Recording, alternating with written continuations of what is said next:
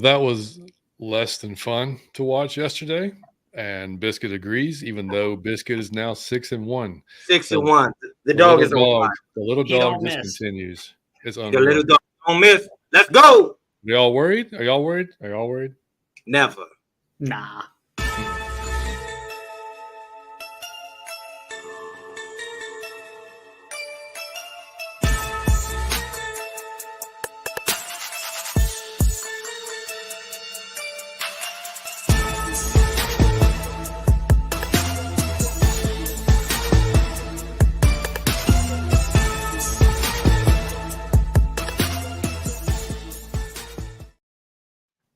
And welcome in, folks. This is episode 192 of Out of Your Falcon Mind, Atlanta Falcons Fancast. My name is John, your host, joined tonight by my co-host, Mr. Mike Cottrell, from a random hotel room in a random city in a random state. Oh, man, I'm like in the witness protection program. I might be anyway. I can't let you know that. But, man, coming to you after loss, but always good to be here. Let's go. With my man, Steve. Steve don't even get a special introduction no more. So that's actually a compliment. When no longer reel you in, it means that you're part of the family now. Let's go, Steve. That's right. I'm all about it, man. Yeah, when you co-host like 3 out of 4 shows in about 11 days, that's what qualifies. You just start the show. That's it. So but thanks for coming by, Steve. We appreciate you, buddy. Yes, sir. I'm always happy to be on here, man. Y'all know me. I just love talking ball, but also I love you guys. I love being on the pod. Thank you, bud. We love you back, buddy. It, man. Yeah, man. Yeah, if you guys are new to the show, welcome in. Hope you guys enjoy it. Like I said, Mike is out of town right now, not in his typical abode. But luckily, thank God you got a good connection. You're not some like a skeezy roadside motel. Everything is good. Y'all didn't even want to know what happened with him on the last show. Man. It's unbelievable. We almost had an altercation, but we didn't. I'm emotionally disciplined. When you called me, and you had that tone in your voice, I thought you did. I thought you called me to tell me like, "Hey, you gotta have to come get me." I was like, "Oh shit!" When I get to 10, I'm on 10. It's hard to bring me out of 10, but I was in control of myself, and nothing happened. You were. I was proud of you, buddy. But anyway, like I said, welcome in, man. Make sure y'all like the stream so we can get out there to more Falcons fans. Subscribe to the channel if you have not already. Keep us pushing toward those 2,000 subscribers, which would be awesome. And if you're listening to us, Spotify, iTunes, drop us a 5-star review. Keep us growing on those platforms. Mike, I said on the last show, but obviously you weren't here. We surpassed 20,000 downloads, which is awesome for our little show. Man. So pretty nice that people are still listening, not just watching on YouTube. If you guys want some merch, I just got this new tie-dye in a few days ago. Dapper Johnny. I love it. I love it. I got the black. We got it in red, and we got it into like the actual traditional like tie-dye type of thing. My wife actually got that one. I think Mike got that one too. The day John told me it was a tie-dye shirt available, I ordered it in 2 minutes. I'm all about the colors, buddy. I'm all about the bright colors. Let's get it. And we do have hoodies as well. So yeah, and we do have an email from Derek. I'm going to read that here in a few minutes, man. I appreciate. We always appreciate y'all emailing in, man. So real quick. News just broke.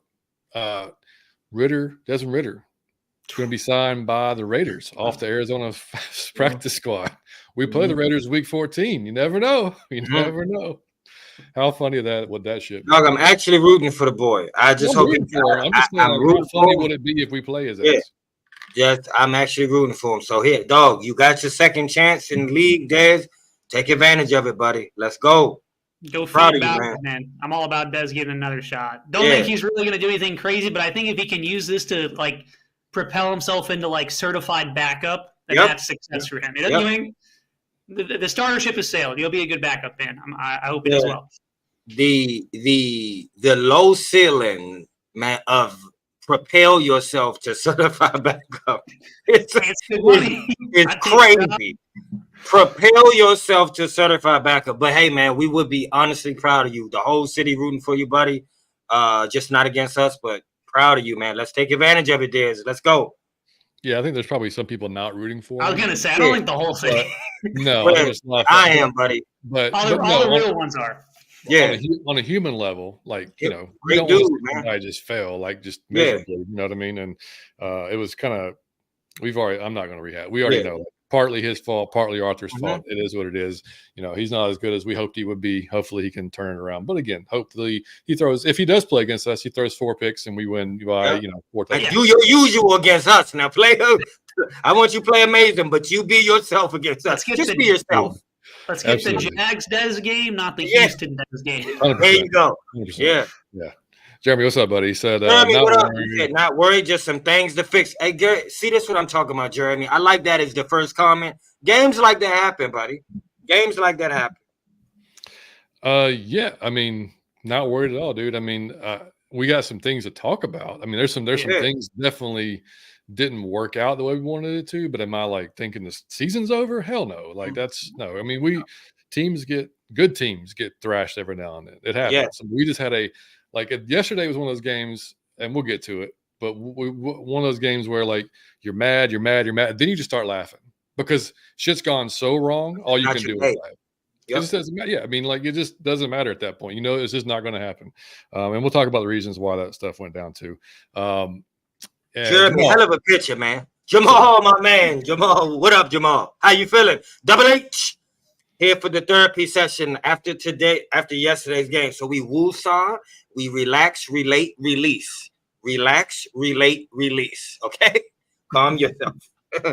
Double H, my man. He got the Bijan jersey on. I love it. And playing the drums. I love it. Mm-hmm. Jamal said, what's good, people? Y'all recommend rum or cognac for the week after that game? I'm gonna let Johnny Ace, man. I'm not a really drinker. Johnny Ace, you recommend rum or cognac or whiskey? I think John is a whiskey man. I'm a bourbon or a whiskey guy. So either one. So I'm with you there. Yeah, rum. I mean, I got no problem with rum. I mean, rum is solid. I definitely. I'm more of a brown liquor guy. So So anywhere in the brown liquor spectrum is good to go, man. Jamal said, on a serious note, I'm still pulling for that. I am. He's a great human being. So and I know that starting off in the league as a coach, I mean, I couldn't do it. So I know that's a hard job. And he was thrown into the fire. So we just hope he's been studying. Yeah. Jones Bones, my man. What's up, fellas? Low key, I like Damon's Harris game. What'd he say? Waiting for Damon's. He sounded like he was rapping right there, waiting for his demon time. Yeah, I'm waiting for his demon time as well. Yeah, dude, I liked him a lot in preseason, and I was happy to see him get a shot because, I mean, look, I hope Lorenzo's fine. He's on, IR now with the concussion thing. Hopefully he's good to go. But, I mean, as far as production level, I mean, might as well give Damon a shot because we weren't getting anything else.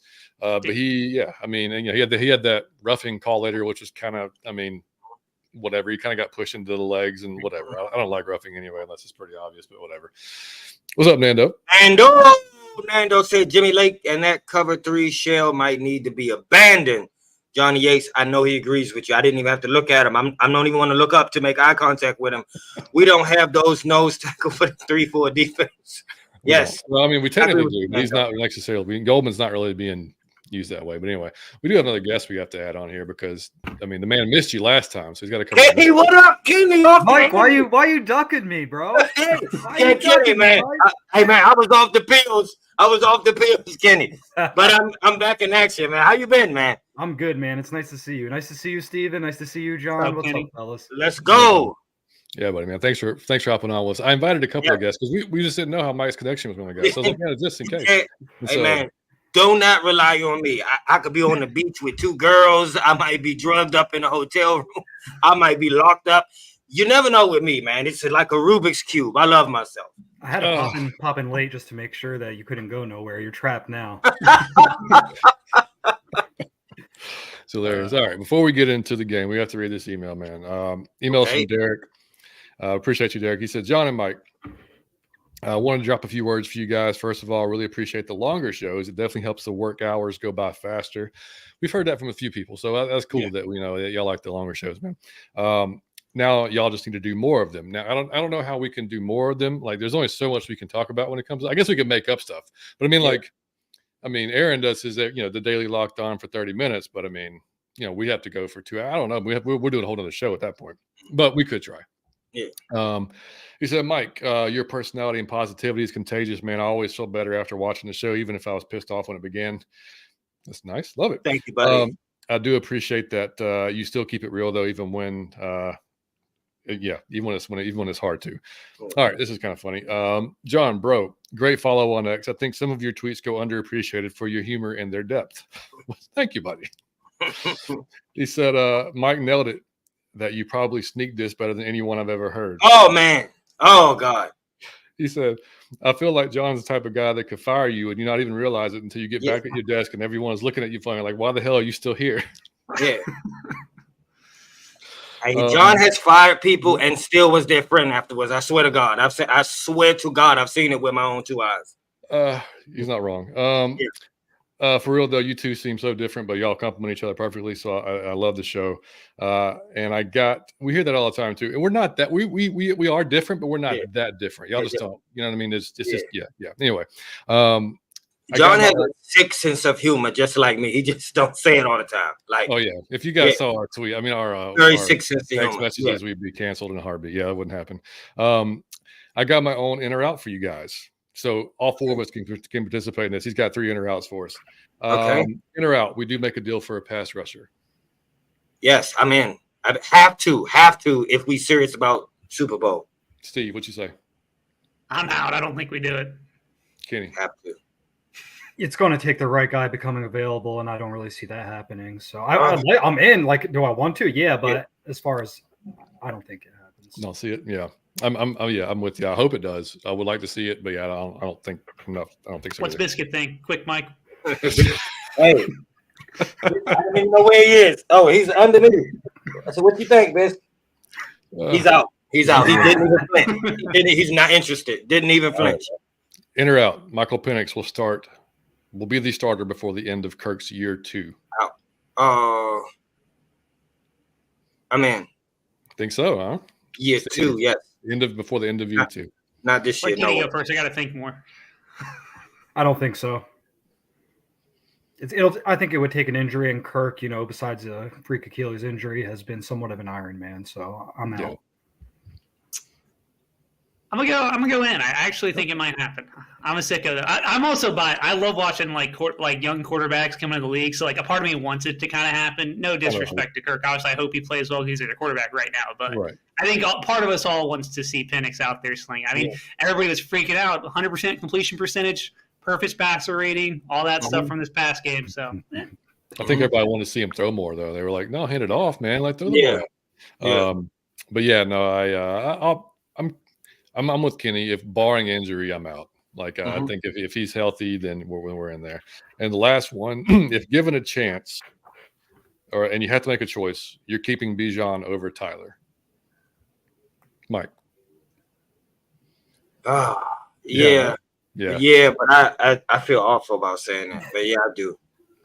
I feel so awful, like I'm cheating on my girlfriend when I say that. But it is. I would do it. I would have to do it because it's the prettier girl. Always go shallow, buddy. Always go shallow.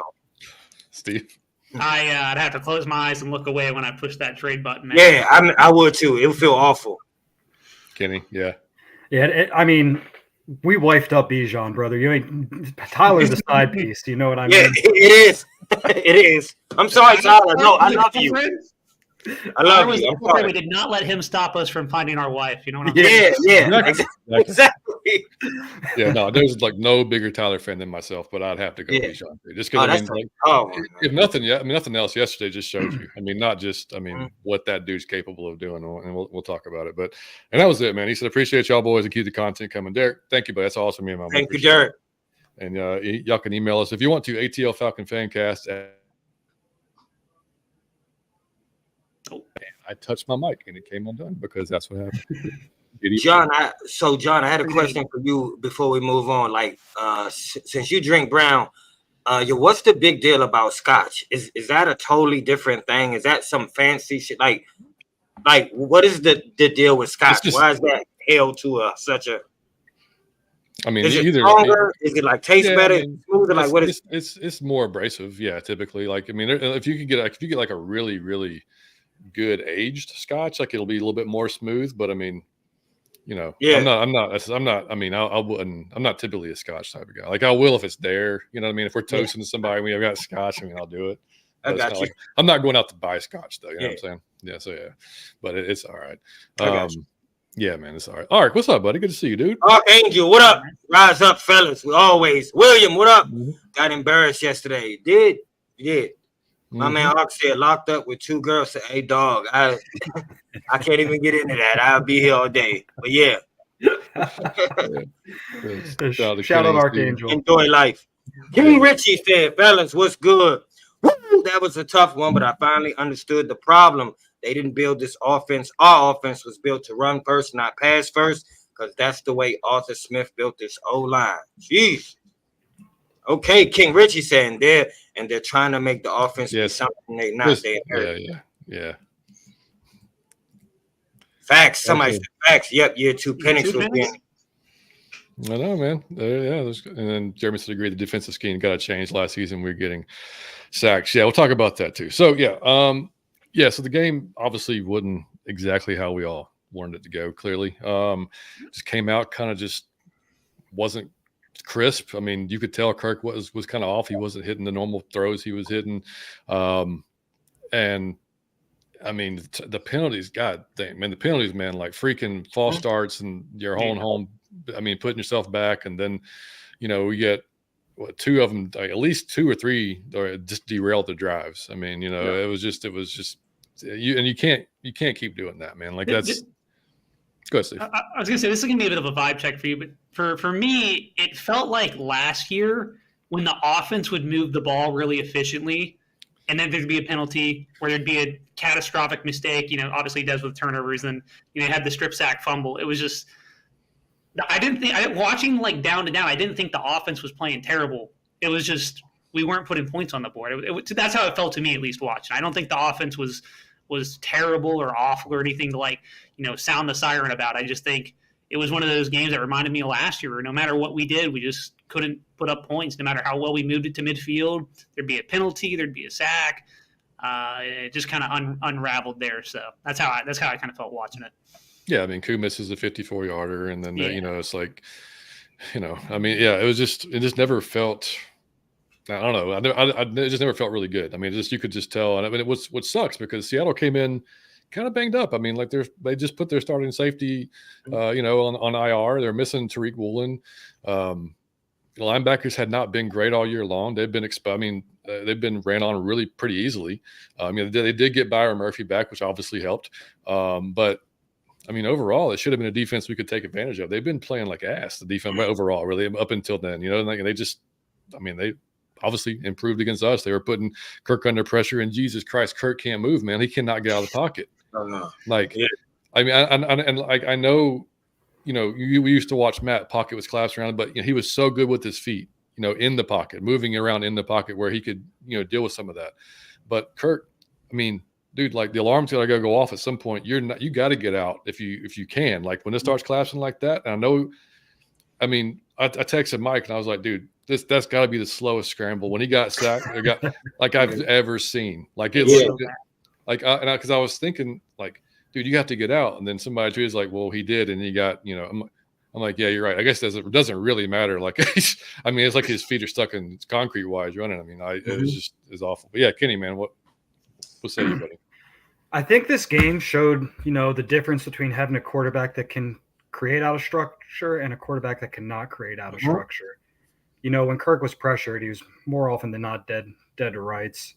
And when we got pressure on Geno, which was a lot, we did create a lot of good pressure. We couldn't finish, and he had that one pass to Fant where he rolled out to the right, threw it across his body, hit Fant's stride. I think that was a 20-plus yard gain. But I mean, it's a big deal in today's league. You know what I mean? 100%. Yeah, they asked Raheem at his press conference, and he said that individuals are rushing better, but they have to rush better as a group, and then we have to get the QB on the ground. And to your point, Kenny, yesterday we had 51% rush rate. I mean, a 51% pressure rate, which is well beyond our highest that we've had this season. Right? We pressured them 17 times. But we, like you said, we can't finish, and that's the difference. Like, I'm really kind of tired of hearing like, well, we got those pressures. I mean, like, no, get his ass on the ground. Those are game-changing plays. Those are drive-changing plays or drive killers sometimes. When you can put them in second and long, third and long, that's when we can get off the field. Yeah. I mean, just having a pressure and missing the guy doesn't do anything for me, man. You can tongue kiss for 2 hours, man, but you got to close the deal Eventually, man. Oh, man. That's you gotta close the deal eventually. I'm gonna tell you why it pissed me off when I saw it. And I was saying this to John. Yesterday was the day where it was going to be in concrete that we were a contender. It was going to be in concrete who we were.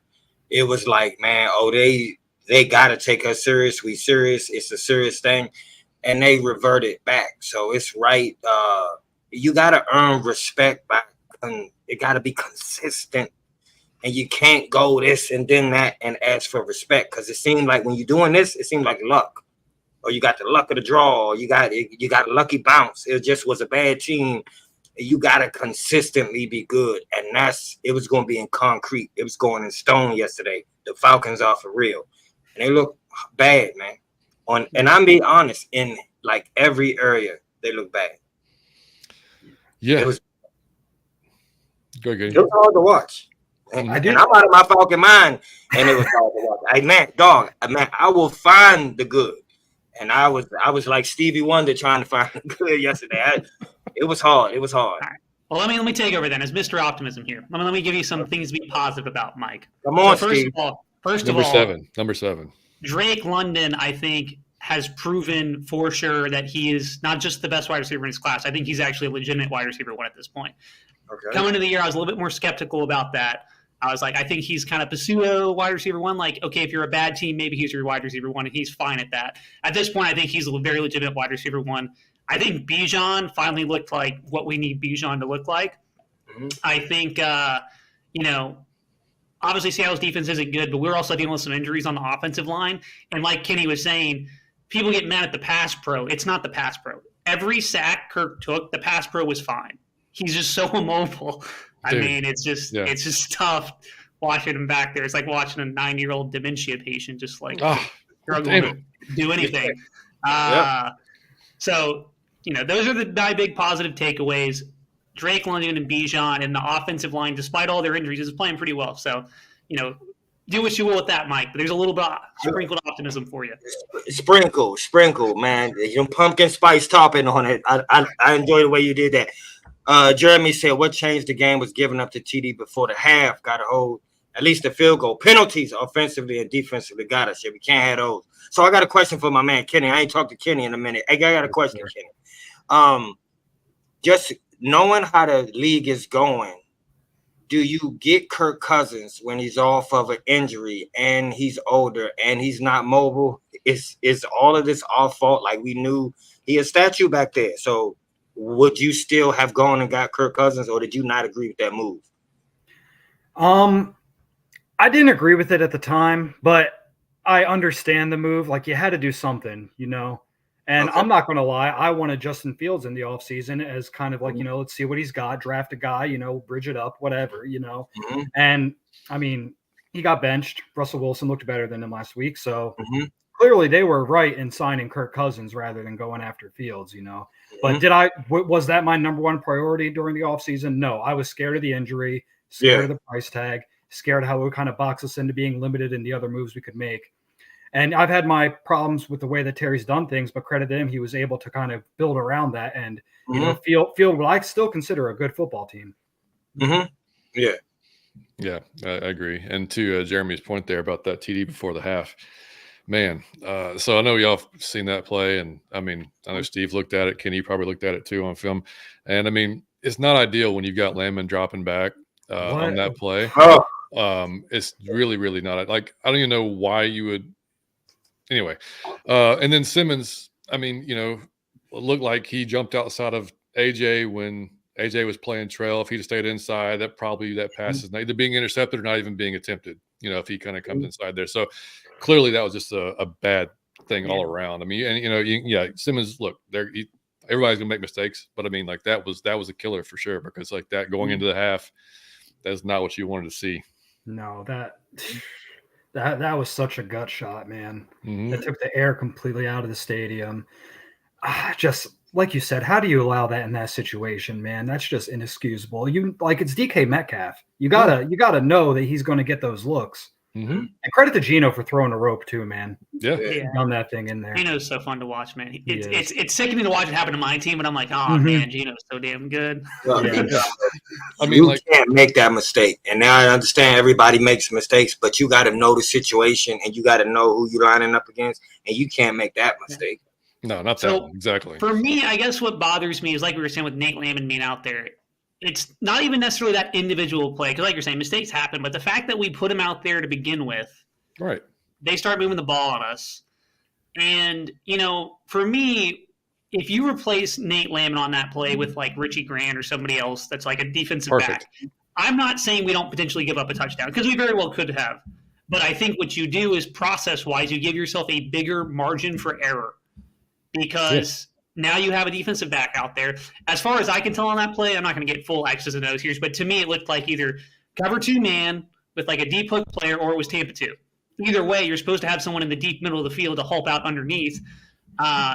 Simmons also could have misplayed. I'm with you on that one. I think he might have supposed to be kind of inside leverage. Either way, I don't care who messed up. What I care about is that we didn't have the personnel on the field to minimize our chances of giving up a big play. And it just doesn't make sense to me because – I think we had timeouts too, right? It's not like we couldn't have just subbed somebody out. Timeout. There's no reason for me to not. Wasn't it like 3rd and 7? It gets worse every detail you hear about it. Yeah, I know. It was like 3rd and 17. It does not get better. It was like 10 seconds left. Like, what are we doing? 10 seconds, exactly. Yeah. They were already in field goal range too. Mm-hmm. Yep. There was no reason to do it. Literally just in the past. Yeah. If I may, I got a question for Steven real quick, or all of you guys really. How much dime package do you think that we've run throughout the course of the season? Not enough. Not a whole lot. It's usually nickel or bust, honestly. That's what we're running. Yeah, and with Troy down, I mean, like if that's you can't be doing that. I mean, I thought it was fairly obvious last year that Nate is not. Pass coverage is not his thing. Like getting out in space is not his thing. He's a downhill run stopper, and he looks. I mean, I don't know if it's his injury or whatever, but he doesn't look nearly as kind of just decisive or as he did last year. Like I don't know what the change is there, but without Troy on the field, I mean, get Richie on the field. Like I mean, like that. You the least that gives you a better chance. Like you said, Steve, it may not stop it, but I'll be dead.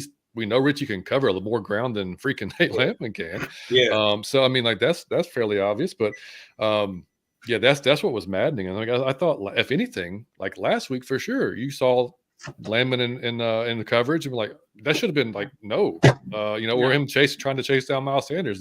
Trying to. You got to say the word. You said it.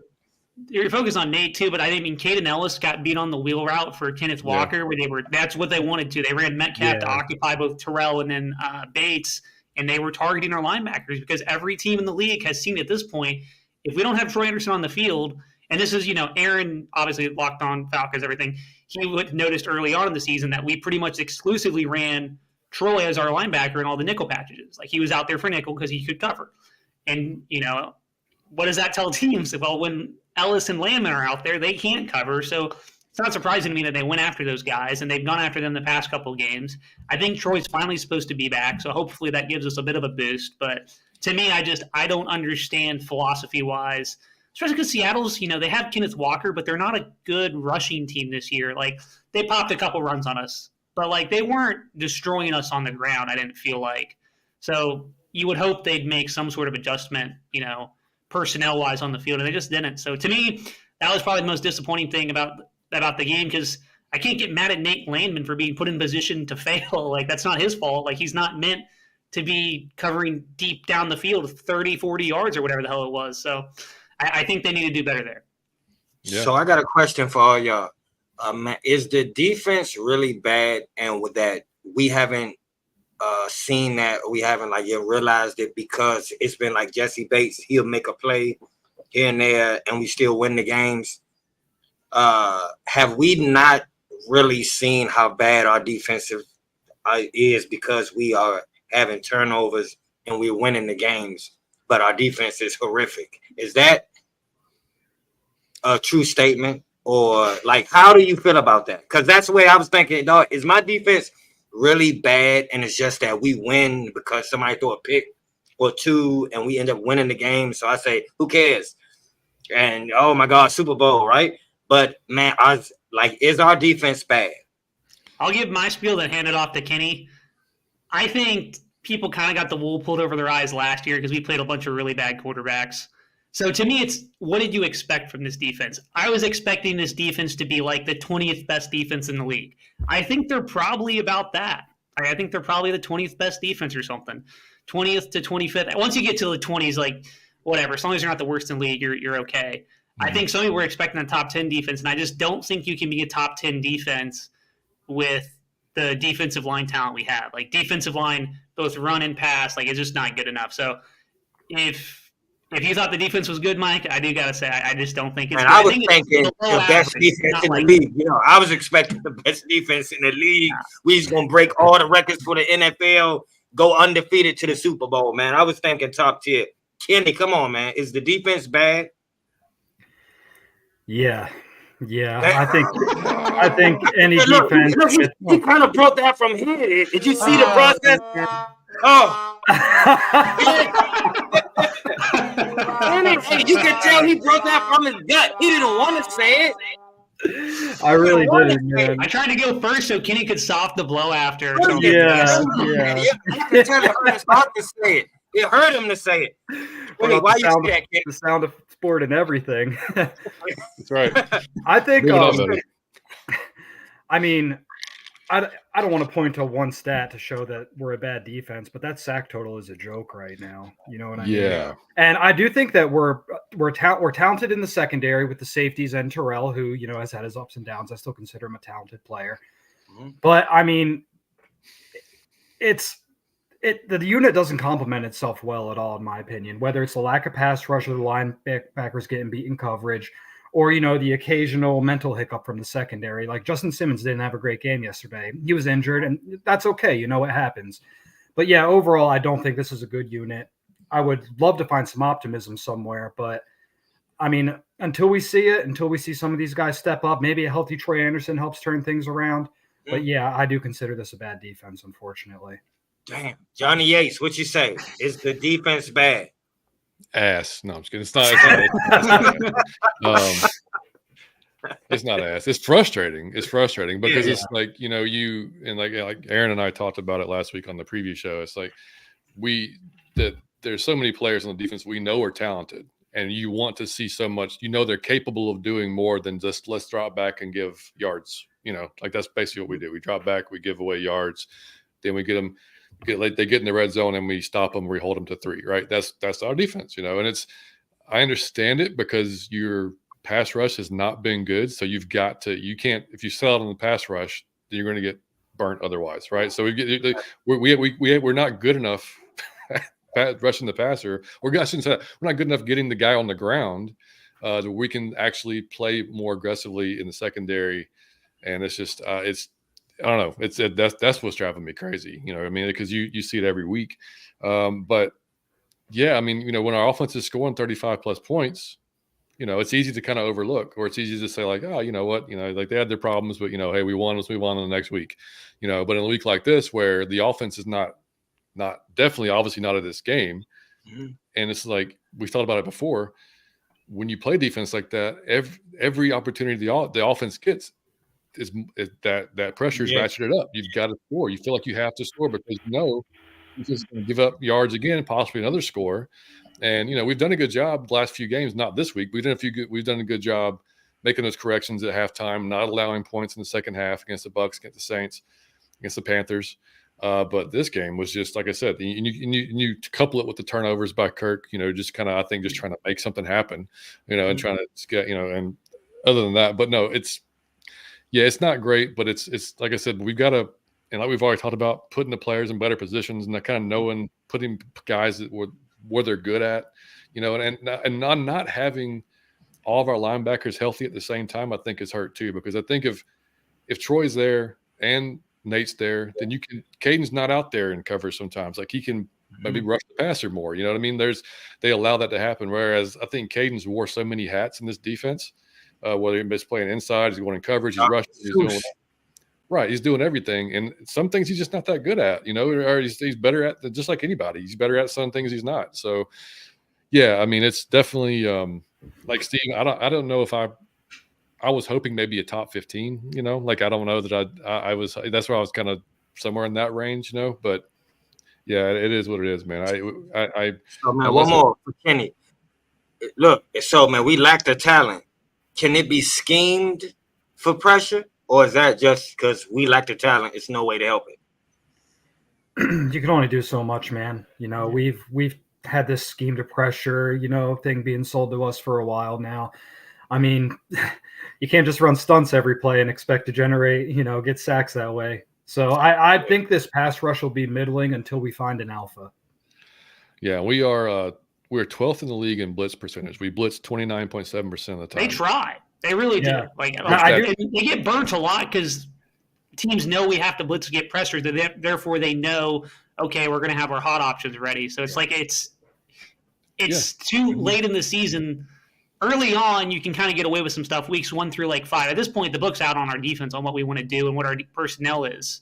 So it's getting worse in terms of trying to pressure the quarterback. Obviously, we pressured the quarterback this week. That's because Seattle's offensive line's got, loads of issues. Nobody out there. Yeah, I mean, it had a 6th-round pick playing right tackle, and he looked like Forsyth. Stone was injured, but you had Jarrell or whatever his name was out there playing like. That's right. Yeah, it was something. He was first rookie dude, and I'm thinking going into the game like, oh man, Judon's about to eat on this 6th-round rookie. Yeah, nobody ate against him really. Like he was like, no, you could never tell he was. And that's why I told Aaron before the game. had a couple good reps. I'll give Ebiketie that. He had some good wins, but again, if you can't sack the quarterback, in fact, the Kenneth Walker touchdown, Ebiketie timed the snap really well to jump and get around the tackle, but he just doesn't have the bend. You think classic Ben, right? Von Miller, he wins the edge. He just flip his hips, and then you're not getting away from him.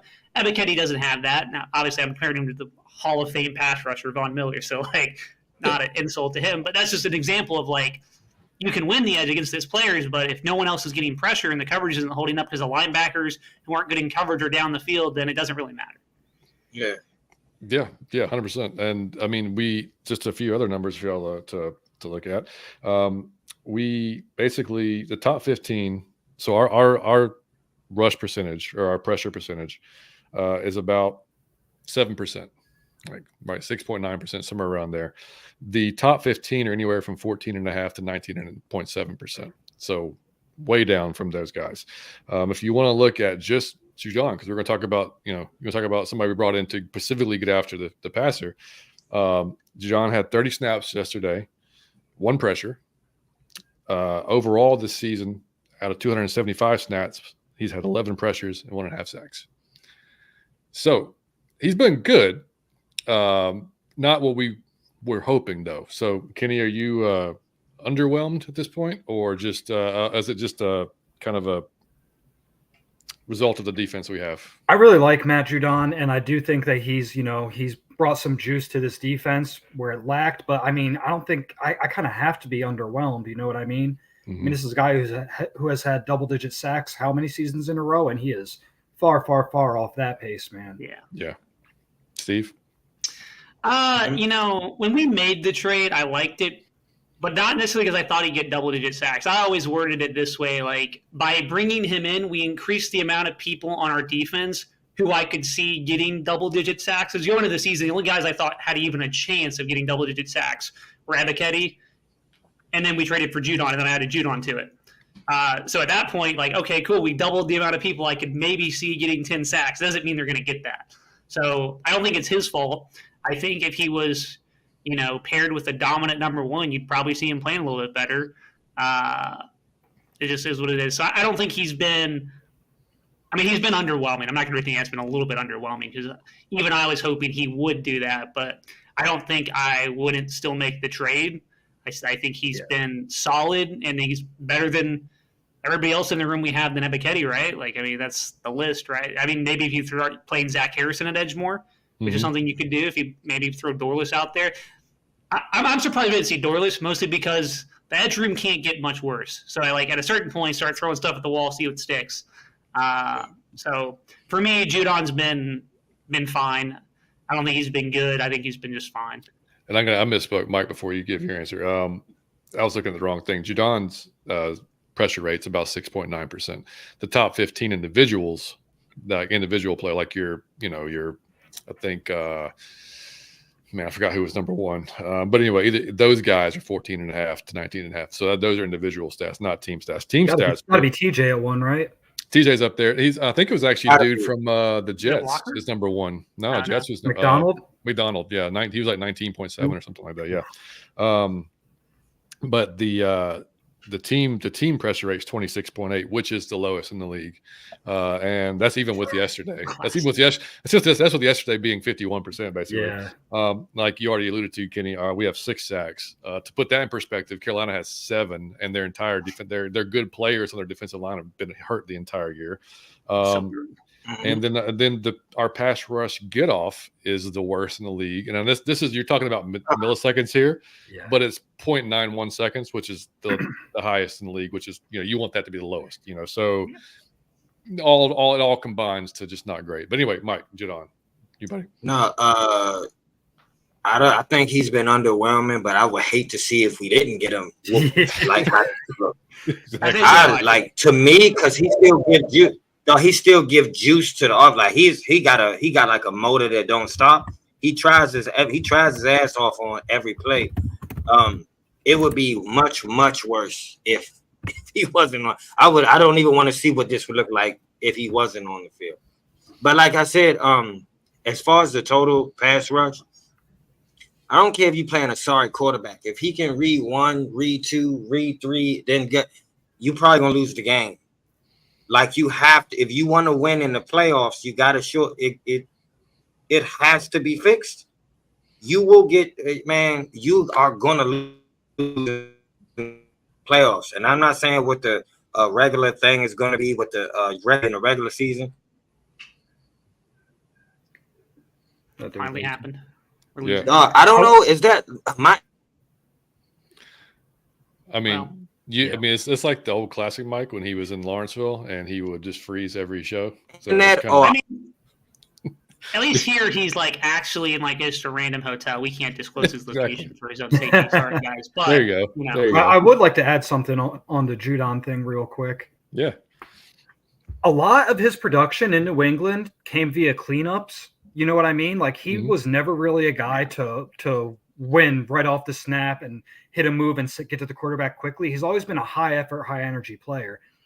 And like I said, he got a lot of cleanup sacks, and much of that came from the interior pressure New England's been able to generate over the Belichick years. And we simply haven't gotten much of that from Grady or Onyemata. I mean, they both had their moments, but the season as a whole, the pass rush via the interior has been underwhelming. And I think that has obviously helped contribute to Judon's lack of production.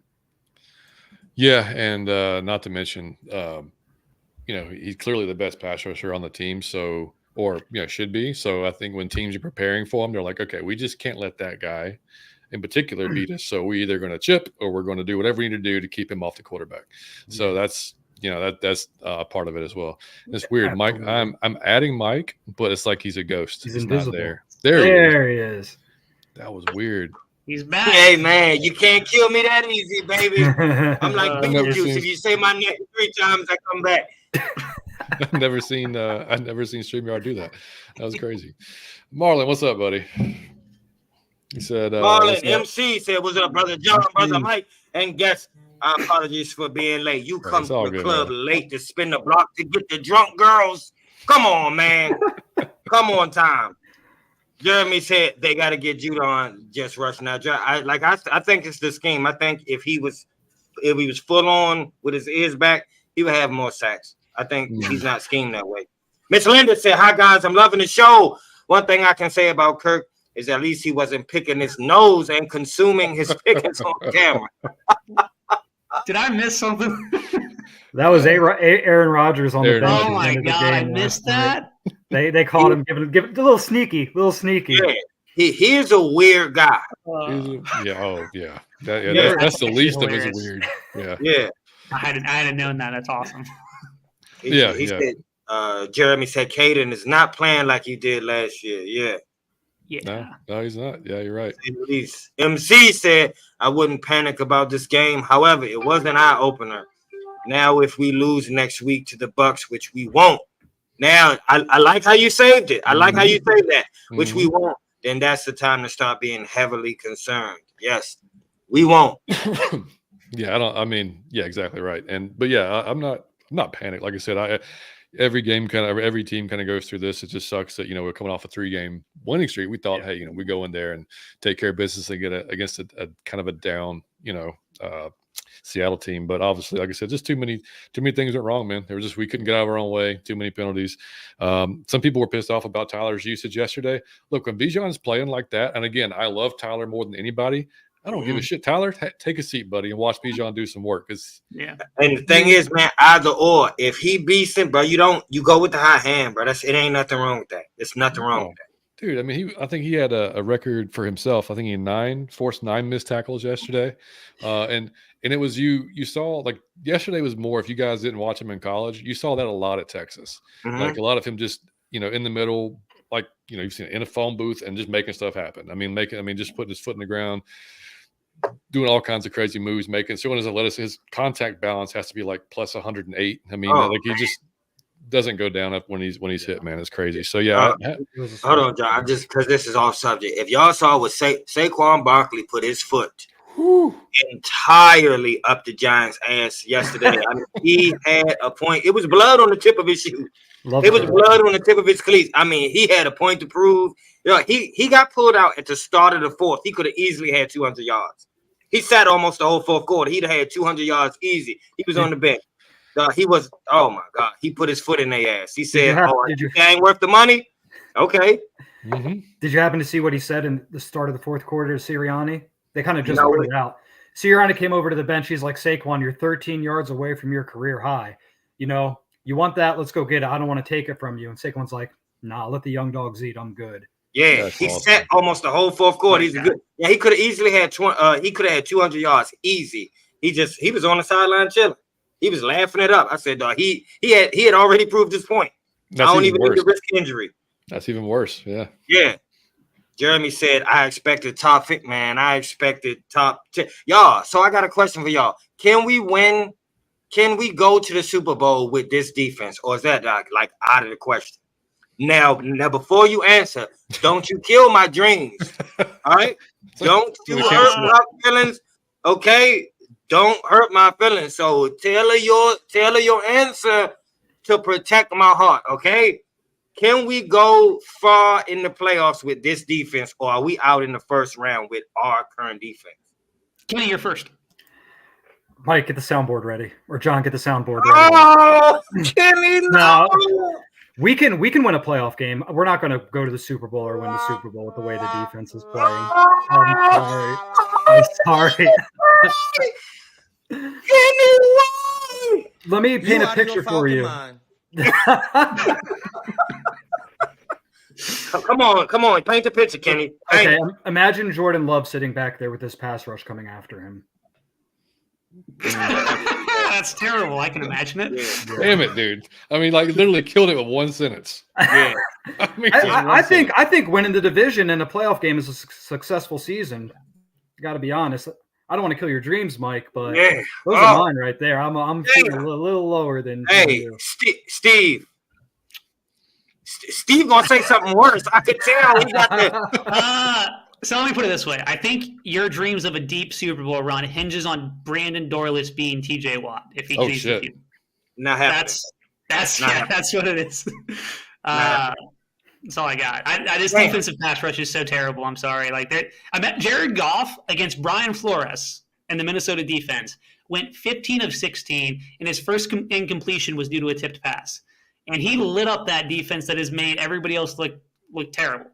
Imagine Jared Goff and Bryn Johnson against this defense in the playoffs. Because that's you're going to go through them to the NFC Championship game. I think Lions are going to make the Super Bowl again. Say we score 35, though. They're going to score 45, Mike. I'm sorry. Damn, come on. Hey, like Jeremy said, anything can happen. Anything can happen. All right. Oh, that was a consolation thing y'all just did. He said anything can happen. And Steven said, come on, man. Come on, man. Hey, Brandon Dorlitz turns into TJ Watt. We got a shot.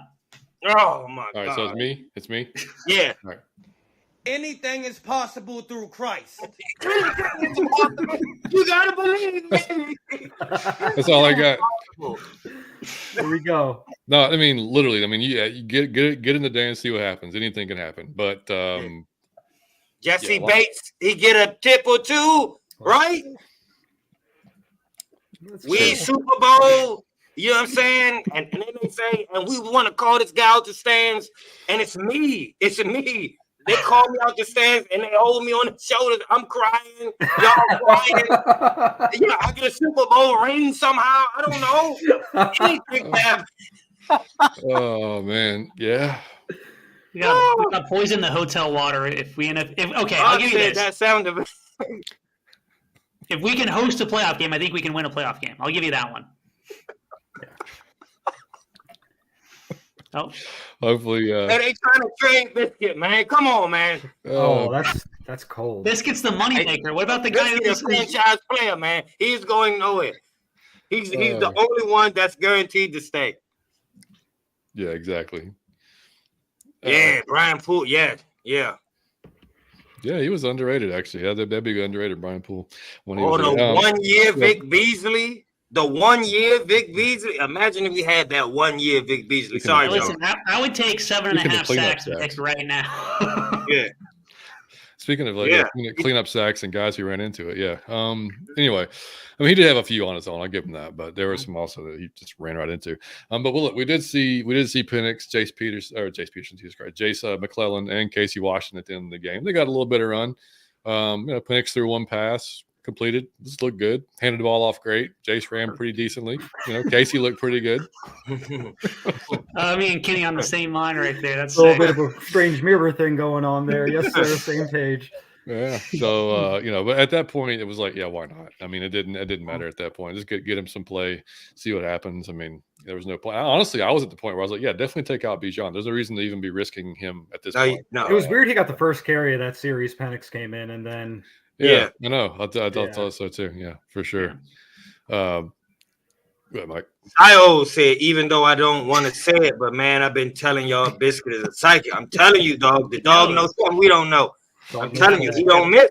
Dog, I'm gonna tell you how serious it is. When he picked the other team, I'm mad because I consider it shit. We already like I feel like damn, we lost that one. Like I'm already thinking he knows something. I don't know. It's weird. My man Ark said wants the Falcons come ball out next week against the Bucks. Dog, I'm hoping that they use the game as motivation. They show up, especially the penalties, man. Those penalties are mental errors. Those can be fixed. Yeah. It has nothing to do with talent. Those can be fixed. King Richie said Judon crashes his side. He need to close on the other side. Carter's not it. No, Jeremy, I mean, and we point that out, and we really don't. That was, but it was a great point. It was a Judon thing. Yeah, probably so. Yeah, and they're. I think somebody, I forgot who, I think it might have been Jamal said he saw that we had called on Myles Garrett. Then there was a story out there that Cleveland was taking calls on Myles Garrett. I don't think that, again, as cool as that would be, I don't think we're going to give up what Cleveland's going to want for that. And I don't think, they may be taking calls. It may just be like, let's just see what people are saying, but like we're not really going to trade him, unless someone just blows them away and like, we're going to give you the house plus some. Yeah. But I don't know. I mean, Kenny, you see him moving them at all? Myles Garrett, no.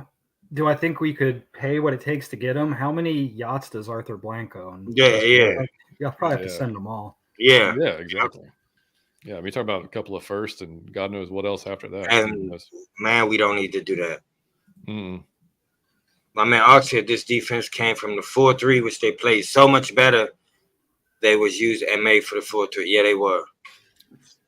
I mean, most of these guys, Anuada spent most of his time playing 4-3 in New Orleans. Obviously, we know Grady played both schemes, but clearly he's kind of fit better in a 4-3. But it is what it is, man. They're not going to change the scheme. They're going to try to, obviously the players they're going to bring in, hopefully in the next couple of years, are going to maybe fit a little bit better.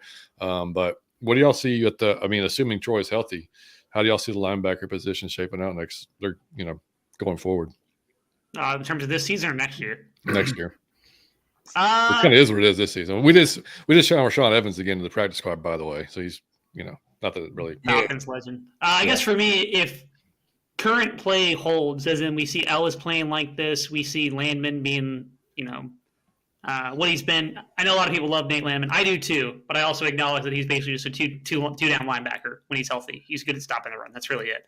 So I think for me, you're probably looking to get another linebacker, especially since they seem to really like running two linebackers, even in a 2-minute drill and giving up a touchdown. So they seem to want another linebacker. So I would expect Troy, and then we'll probably draft someone day 2 or day 3 would be my expectation. I don't know what the free agent market looks like at linebacker. I'm not that plugged in. Maybe Kenny knows, but I don't. I do not. Nope. I think that it sort of looks like how it did in the beginning of the year, where Ellis is the man that doesn't leave the field. You get Landman towards your more base looks, run heavy downs, and Troy will be undoubtedly in nickel packages. I do think there is opportunity for Troy to take some snaps from Landman. So maybe you see more of Ellis and Troy exclusively down the line.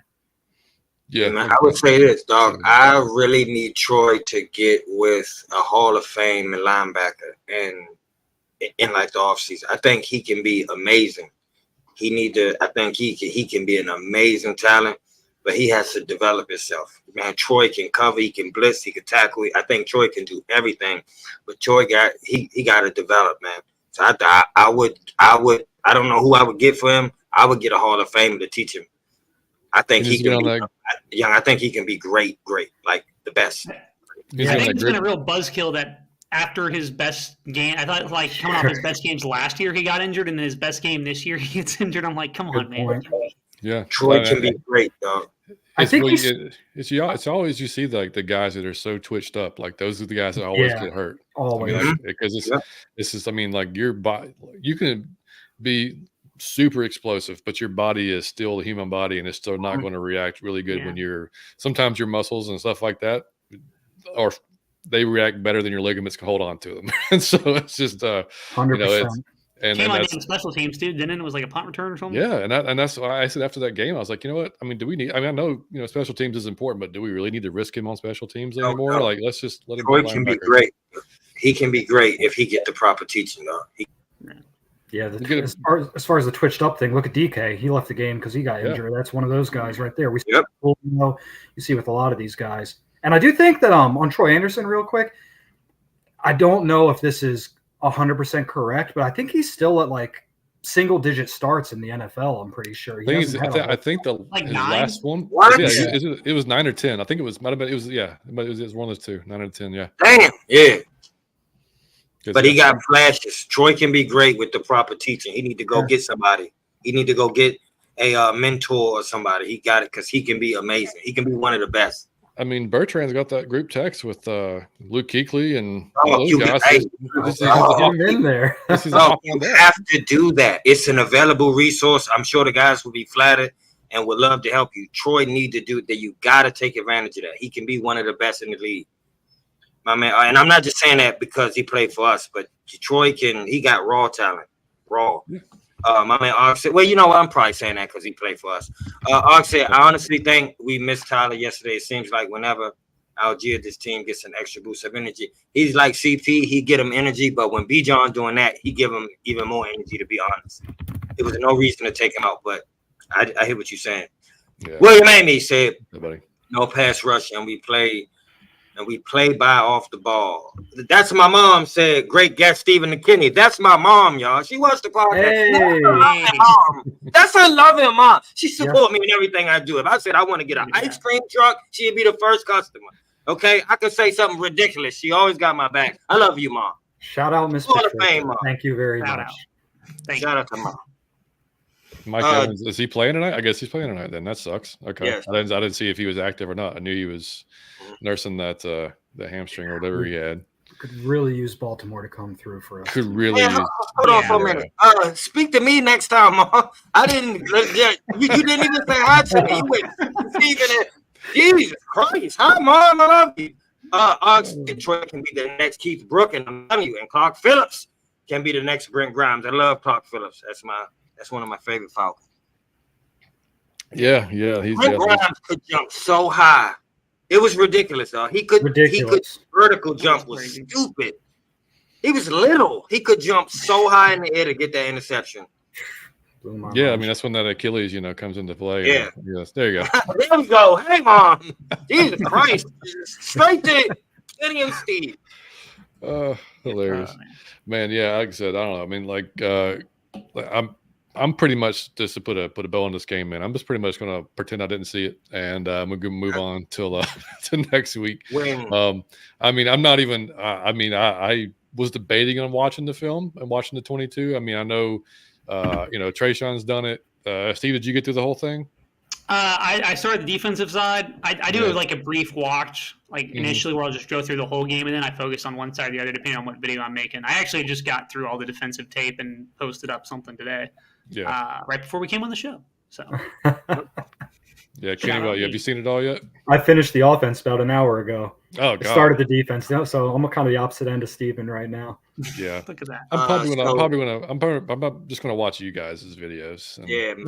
And see what y'all. I'm say. like a dog. Like if I know it's bad, I just turn my head and just don't look at it, and then it didn't happen. So that's my take on it. I just look away and act like it didn't happen. And they always catch me right after I talk shit. They always catch me if I be like, just bask in our success. We killing everybody. Right after that, they shit the bed, and so I got to be quiet for a week.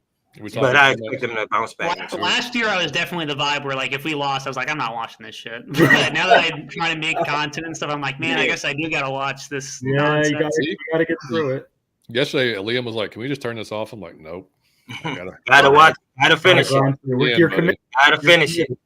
I think I will say this though, in terms of, let's be honest, is anybody that shocked we lost to Seattle? Seattle's a good team. I know they were on a bit of a skid there, but they're a good team. Let's be honest here. Most of our wins have been kind of close. Let's just be real. Yeah. I don't think we're an overwhelmingly great team. I think it was the matchup that was. Steve, are you saying we can't close the pretty girl? Is that the tone you saying? We can get the average chick, but we can't close the model? Come on. We got the models. Listen, you just going to hit every swing. We beat Philly. Philly's top of their division right now, right? Okay, yeah. We beat Tampa. Tampa's probably going to be the top of the division after tonight. Listen. You're not going to hit every. You're not going to hit every model, is what you said. That's right. So I got you. Take the optimism. Fair enough. Yeah, I know you guys said in the beginning of the show you weren't sweating this loss, and neither am I, man. It happens. Seattle was coming off a 2-game loss streak with a couple of days extra rest. This game was everything to them. They had to win this game to stay in the playoff hunt. Yeah, especially with the way that Niners game went. Yeah, this was. And we matched up poorly with them from the jump. I said last week on New Millennium Falcons how our linebackers versus Kenneth Walker is a nightmare. DK's a good player. He's going to get his. I just thought that we'd be able to put up more points on the board than we did. But, it's one of those games, Yeah, I mean, I was on with Seattle Seahawks Forever on Friday on their podcast talking about – and, I mean, Dan, the host, he was like, man, he goes, that's all we're talking about here is this game is our season. If we don't win this game, we go down to the 49ers again, which they just can't beat the 49ers, and then, they have LA in that division too. It's we're shot, we've got to win this game. There was a lot of urgency going into that game, and there should have been for us too, but I mean, it is what it is, man. Those guys, you're human. I mean, you've won 3 in a row, you're at home. They're probably feeling good about themselves. Didn't go their way, kept making mistakes.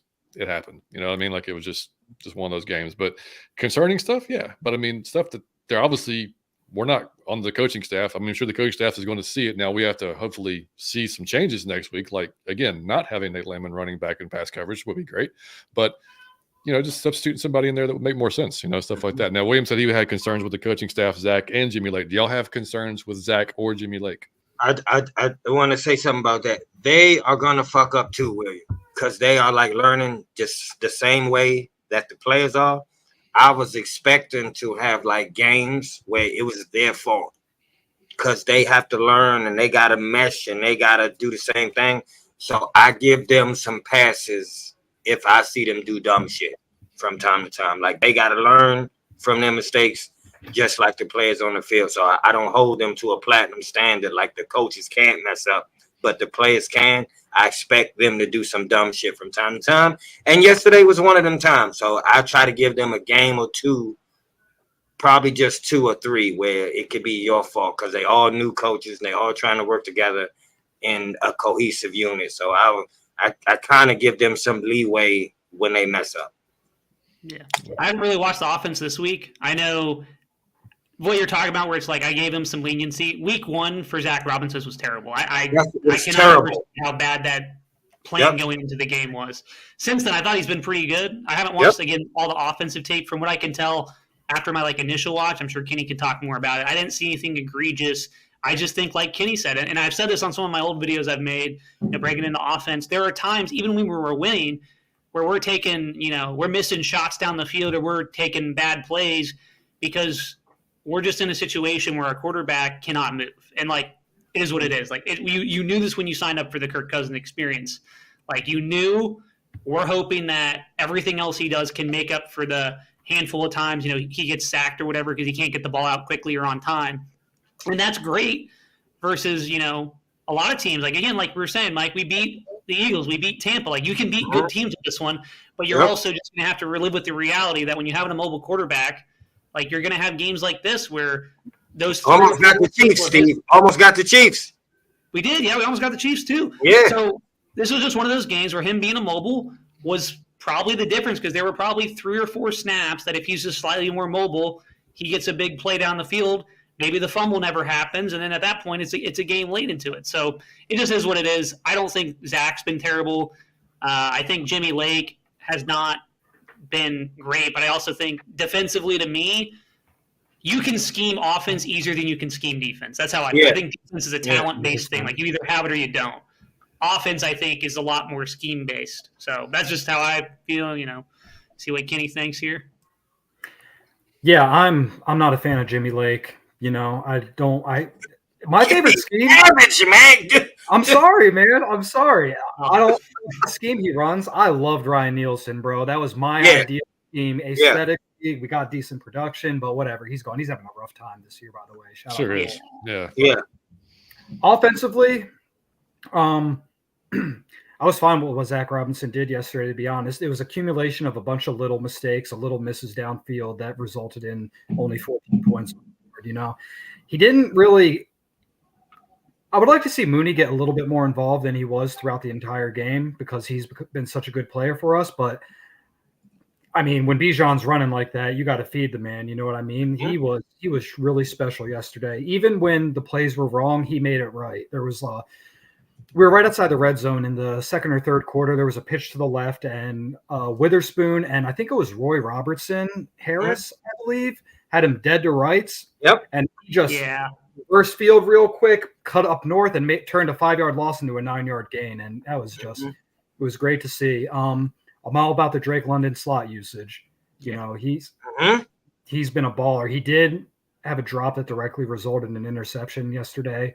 Can't put that on Zach Robinson. That's on Drake. And it happens, It happens. I do like that Kyle Pitts is getting some layups these days. Yes, sir. Chip and release is so obvious, but it's working pretty well. Mm-hmm. And Kirk wasn't on his game, and the O-line kind of imploded by the time the fourth quarter rolled around. So, in short, Zach Robinson was fine with me yesterday. Yeah, I'm not too upset with Zach. Knew it was going to take some learning curve for sure, but he's been mostly good. I said earlier in the game when we were kind of pass heavy, I said, it looks like the run's working. Let's just maybe again stick with that until they prove they can stop us. And Bijan was just getting chunks of yards, and looking at the stats, like you said, Kyle 7 receptions, 9 targets yesterday. Nice to see him. And honestly, he should have been targeted yesterday because again, the safeties were hurting yesterday. So it's, and their linebackers are not great. So you want to attack that part of the field. Drake with 6 receptions, 8 targets. And you look at the rushing again, Bijan 21 carries for went over 100 yards, I think, for the first time this season.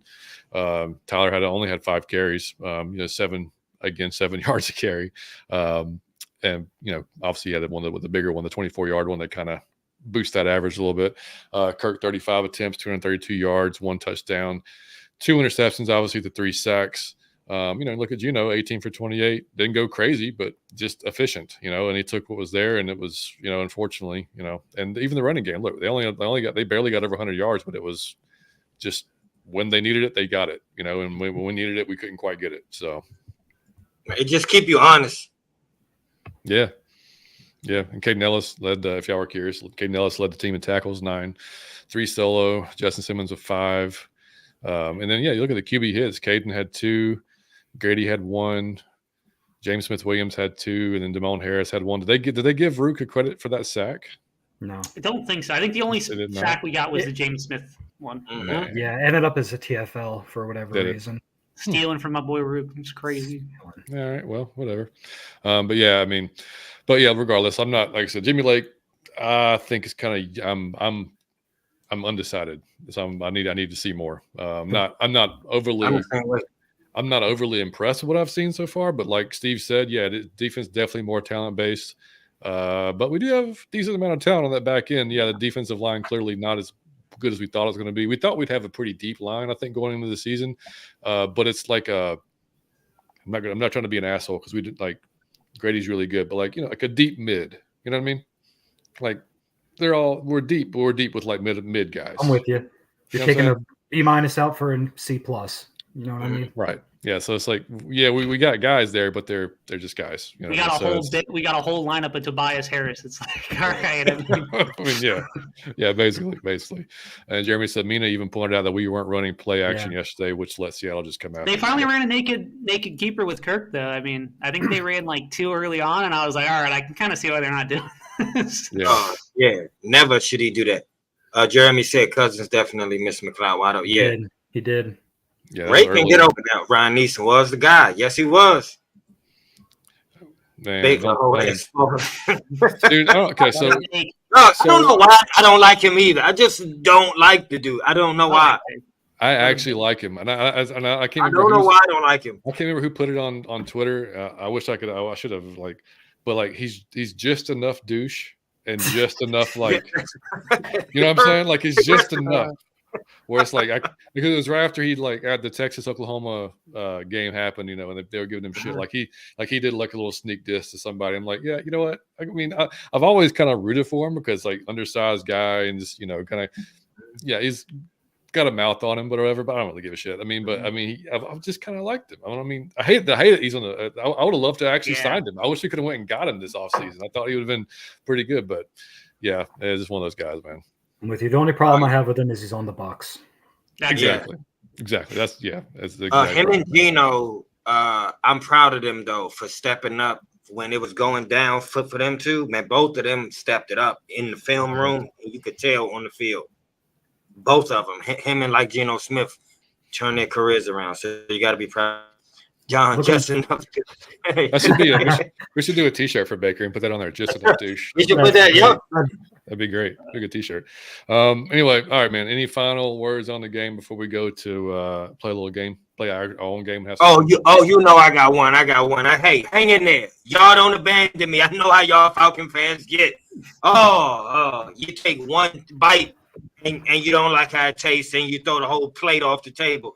Don't y'all abandon me. It was one bad game, but that's going to happen to the best team. Even Michael Jordan, had bad games. So you got to give them some grace to make mistakes, and hopefully they turn it around next week. Stay positive. Only thing I got is Raheem, Jimmy Lake, if y'all are listening to this, as I'm sure you are. Of course. Please give Zach Harrison, Rook, and Dorless some snaps, please. I'm begging you. That's all I got. Just give the young guys snaps. It can't get worse. It could only get better. Rook's actually better than I anticipated as a rookie. I certainly can't imagine Dorless being much worse than what we have out there at edge. So may as well. So we'll see how it goes. But that's all I got. Just play the young guys. Yeah, Kenny, before you go, Zach had a season low 10 snaps yesterday, and been pretty productive. So I don't really get why he's not getting more snaps, to be honest. But anyway, Kenny, go ahead, buddy. Yeah, no reason to panic. It's just a one-off game. Big one next week. Let's focus on that because beating the Bucs is going to be a challenge. But this team is right on track, man. We just got to stack up wins when we can, and then at the end of the year, we got to get hot, rip through this easy schedule, make the playoffs, maybe win the division. And to Seattle, I think there's a good chance we see them at the end of the year again. So I hope we do, and we'll see what happens. Payback. Ooh, payback. I love it. Don't we have a pretty good playoff record against them? Pretty decent. I've got a meme that's got Matt and and Michael Turner and John Abraham and they're all laughing, and it was like, and then they left 32 seconds on the clock or some shit like that, and it's funny as hell because from 2012 or whatever. Shout out Roddy White for cooking Richard Sherwood. Shout out to Quiz Rogers for running Earl Thomas over. That's right. Yeah, I agree with you guys. Yeah, I'm not worried. Not what we wanted to see clearly, but just we can't shoot ourselves in the foot, man. We can't beat ourselves, which is basically what happened yesterday. I mean, we just didn't. Yeah. None of the problems we saw were things that we didn't know could be exploited. So let's adjust and move on. Yeah. And it sucks watching. I'm worried about, man. It sucks that Antron Winfield's going to be healthy and playing next week too. That's huge. Not ideal. No, that guy, he always has games against us, man. He just made a play. Anyway, all right, Mike, would you want to start off? I was wondering. Let's do it. Like, I can wing this. I was wondering, is Kyle, I got one for y'all. Is Kyle Pitts ever going to develop into the world-class guy that he was supposed to be? He's a unicorn. He's gonna redefine the position. Is he ever gonna develop into that, or is he just a kind of good tight end? I was wondering. Steve? I'll go first. I am not down on Pitts because I think he's like a good player, but at this point, no, I don't think he's going to develop into some like top otherworldly tight end who kind of redefines or whatever. I think you're looking at Kyle Pitts to be like good Evan Ingram type, where he's getting like 700, 800 receiving yards a year, kind of like peak,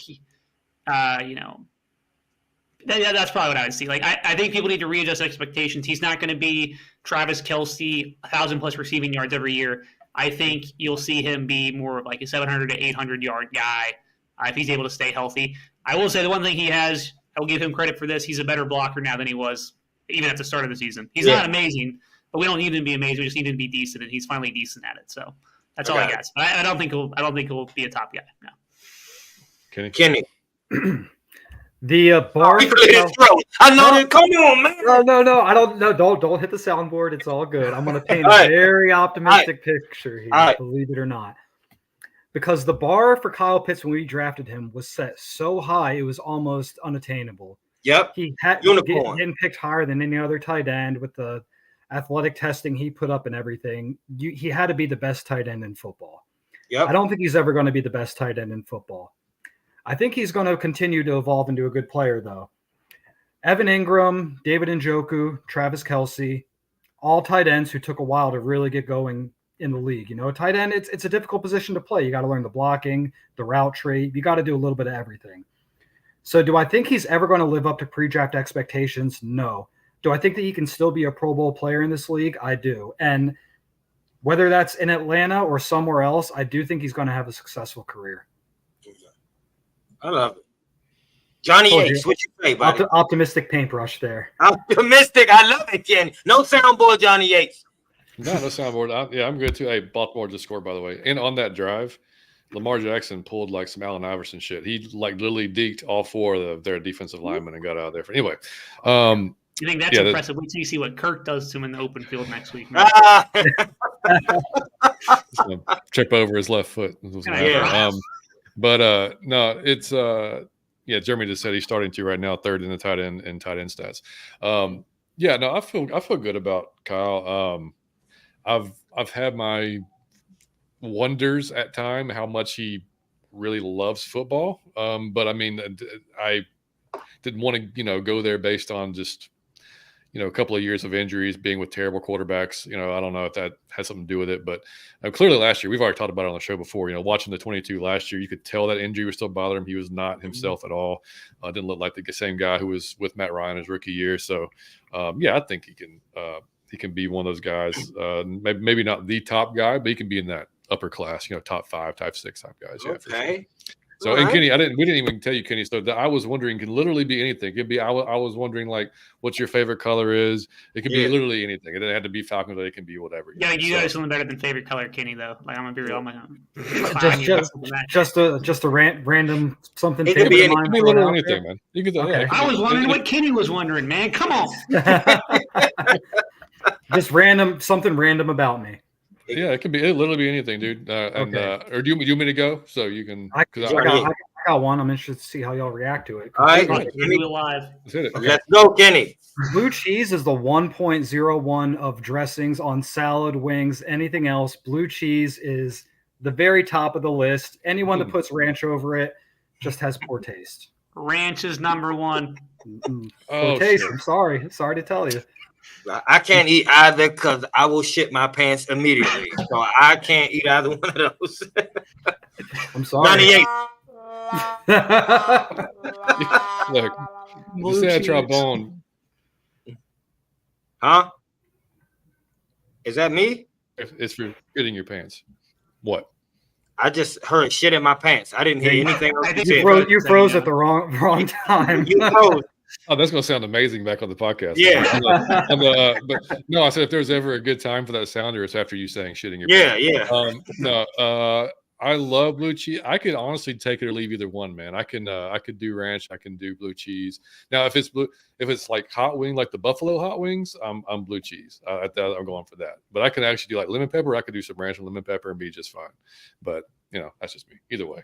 But Kenny with the blue cheese, I love it. I don't hate it. Sponsor us, blue cheese. Whoever sell blue cheese. Don't even know. It don't even matter. Let's see. Ark said he can't do blue cheese, but he can do. He loves ranch though. So yeah. So and guys, y'all can feel free to answer in the chat too. Yeah. I'll try to get you on here too. Jeremy said blue cheese on a wedge absolutely slaps. There you go. Yes, sir. There you go. Steve, you want to go? You want me to go, buddy? I'll go. So I was wondering, when are we going to see refs finally actually get held accountable?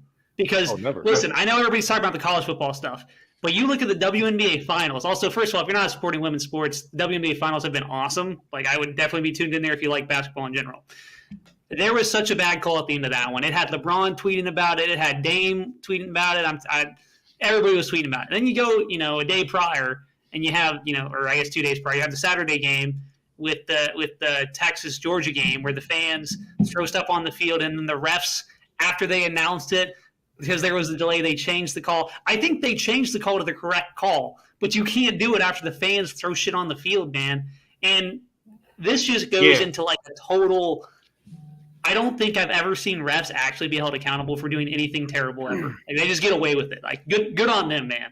Like, they're getting away with just doing whatever they want. And I just wonder if we're finally reaching the point where it's going to actually burst. So in the next, maybe it happens in the next year or whatever. Do you think you're going to actually see like a whole ref crew suspended or something? You got to be careful. You might remember the replacement refs from the lockout season. You got to be careful. I mean, that's what we got out there right now, man. I don't see it ever changing. I mean, they get slapped on the hand. They probably get. Same thing with MLB. Some of the umpires, look, dude, Angel Hernandez, if y'all are familiar with baseball, had a job I think he just retired, was told to leave.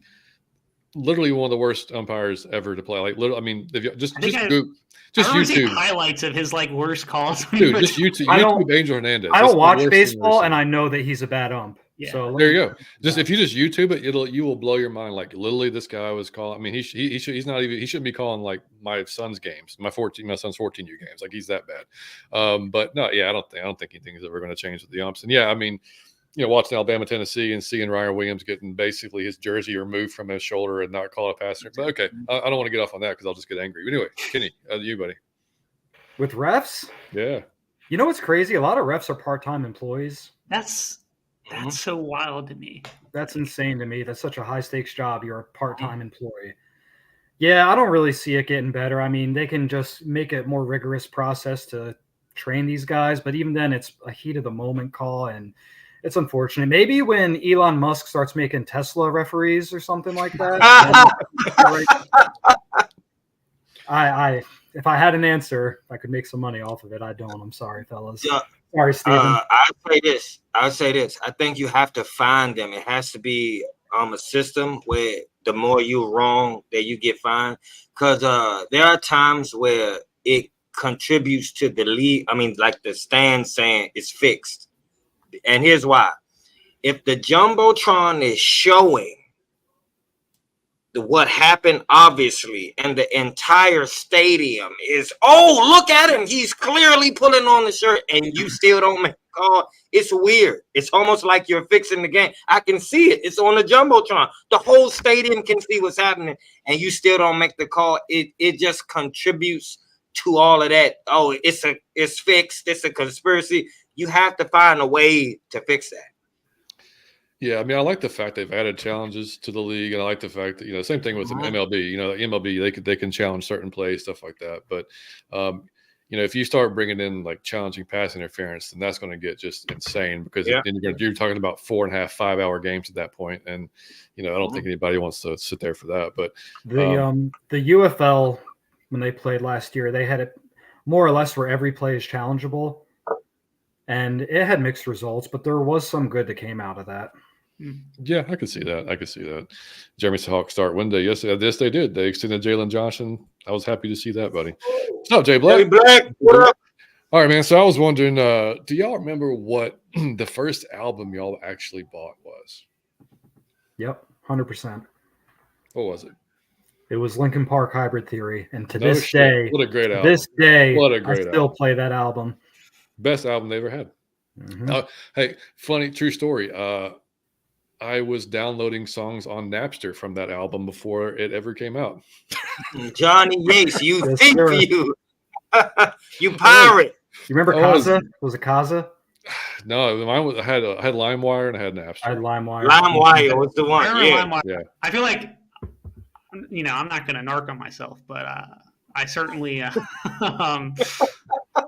the used my statute limitations, sister's- buddy. I used my 24 years. sister's Yeah. early just albums. Yes. Mhm. Yeah. So I don't have an answer to that one. I don't really have an album that I remember buying because I just remember my sister definitely legally bought every album I wanted to listen to. There you go, Mike. You remember, buddy? Or the first one you? I'm sure if I was downloading, it was porn, buddy. I'm sure I was typing in stuff. I'm sure it was porn. I don't mean Like downloading. Like, literally, like, or something like that. I'm sure it was something Wild Bikinis 9 or something like that. If I was pirating, I'm sure it was. yeah, I was a wild child. Yeah, I don't mean pirating. I mean like literally like your first album. Like you went to. Oh, that I bought out the store? Yeah. It was probably Tupac. It was like the double disc. All Eyes on Me. I probably played that. I still play that. I was playing that in the car earlier. It's the greatest thing of all time. Yeah, I can't. I never bought an album. I might be dating myself here. I'm the youngin' here at 24, 25 on the 30th though. Never bought an album. That's a new wave thing. Steve, shame on you, buddy. I Go to the feel record. I feel old. I mean, I do have the gray beard here. I mean, like, yeah, I've got a thick ass like book of CDs that I used to have in my car. Johnny Y'all Yates. probably seen the memes, like you used to like they're so worried about us texting and driving now. Do y'all know? Like we were going through like CDs and switching them in or out. Up top, hanging down. Absolutely, Yeah. there was so much shit we were doing. Then you had your directions on the freaking piece of paper you're trying to watch, and then that you got. It's just. I got to defend myself a little bit here. We did. I remember because I'd be in the passenger seat, and my sister would be like, "Get the little like flip out thing. I have all the different CDs. They're all right in there." I did LimeWire. I'm not that young, right? But I also definitely was in the era where like you just weren't really buying as much albums and stuff because it was so easy to get it online and stuff. Yeah. No, I actually miss going to. There used to be like a local, like it was called Turtles, right? You could go there and then, like you knew when albums were coming out. You go to the door, you'd be waiting for the doors to open so you can go in there and get the album, and then you'd be pissed off when there's like 2 good songs and 10 of them suck ass. And Oh man, $20 usually on a CD, then you're like, God. Yep. But yeah, no, mine was was a couple actually because it was around 19. And obviously, I didn't get it, but my parents got them for me because I was like, I liked all different types of music at the time, so they got me the Black Album, Metallica. At the time, I was like 9 years old, 10 years old, and then I got MC Hammer at the same time. All right, shit you not, yeah. And then like maybe a year after that, I found Boyz II Men, and I ended up getting like I had that, and then I had like all the Boyz II Men albums, and then it just went from there, dude. I had like so many different shit. Then my buddy got me when I was 13. He bought me my first 311 album, and which changed my life. And so like I've had every 311 album since. But yeah, it's craziness. MC Hammer and Metallica, I love baby. That's the way you started. Johnny Yates. That's a wild, eclectic taste, buddy. I absolutely love it. Dude, Boy, my man, if you hit shuffle, that shit's going all over the place. But Reggie, what's going on? What's going on? All right, y'all. I got one. I was wondering, how do y'all feel about this? I had a theory, right? Is that if you're with a cool person, you can be doing the shittiest thing, or like the most basic thing, and you had the time of your life, right? But if the person isn't all that cool, you have to have like a great experience, right? So here's what I mean. If you're with a cool person, you can be on the top stands of like the game with like hot dogs and like sodas, and you'll have a blast in like the nosebleed seats if you with a cool person, right? If you with a person who ain't that cool, you have to be down in you got to be down in order for it to be a great experience. How do y'all feel about that? I had the best night of my life the other night on the beach with just the most beautiful girl in the world, and I just was feeling like I'm not spending no money.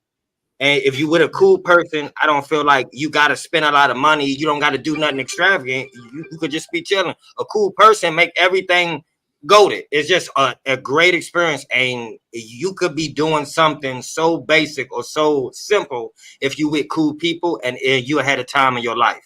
But if the people ain't that cool, it has to be an extravagant thing. I was just wondering how you guys felt about that. 100%, man. It's the company you keep more than what you're doing. I've had some of the best times just sitting around the fire with some of my boys, passing the handle back and forth.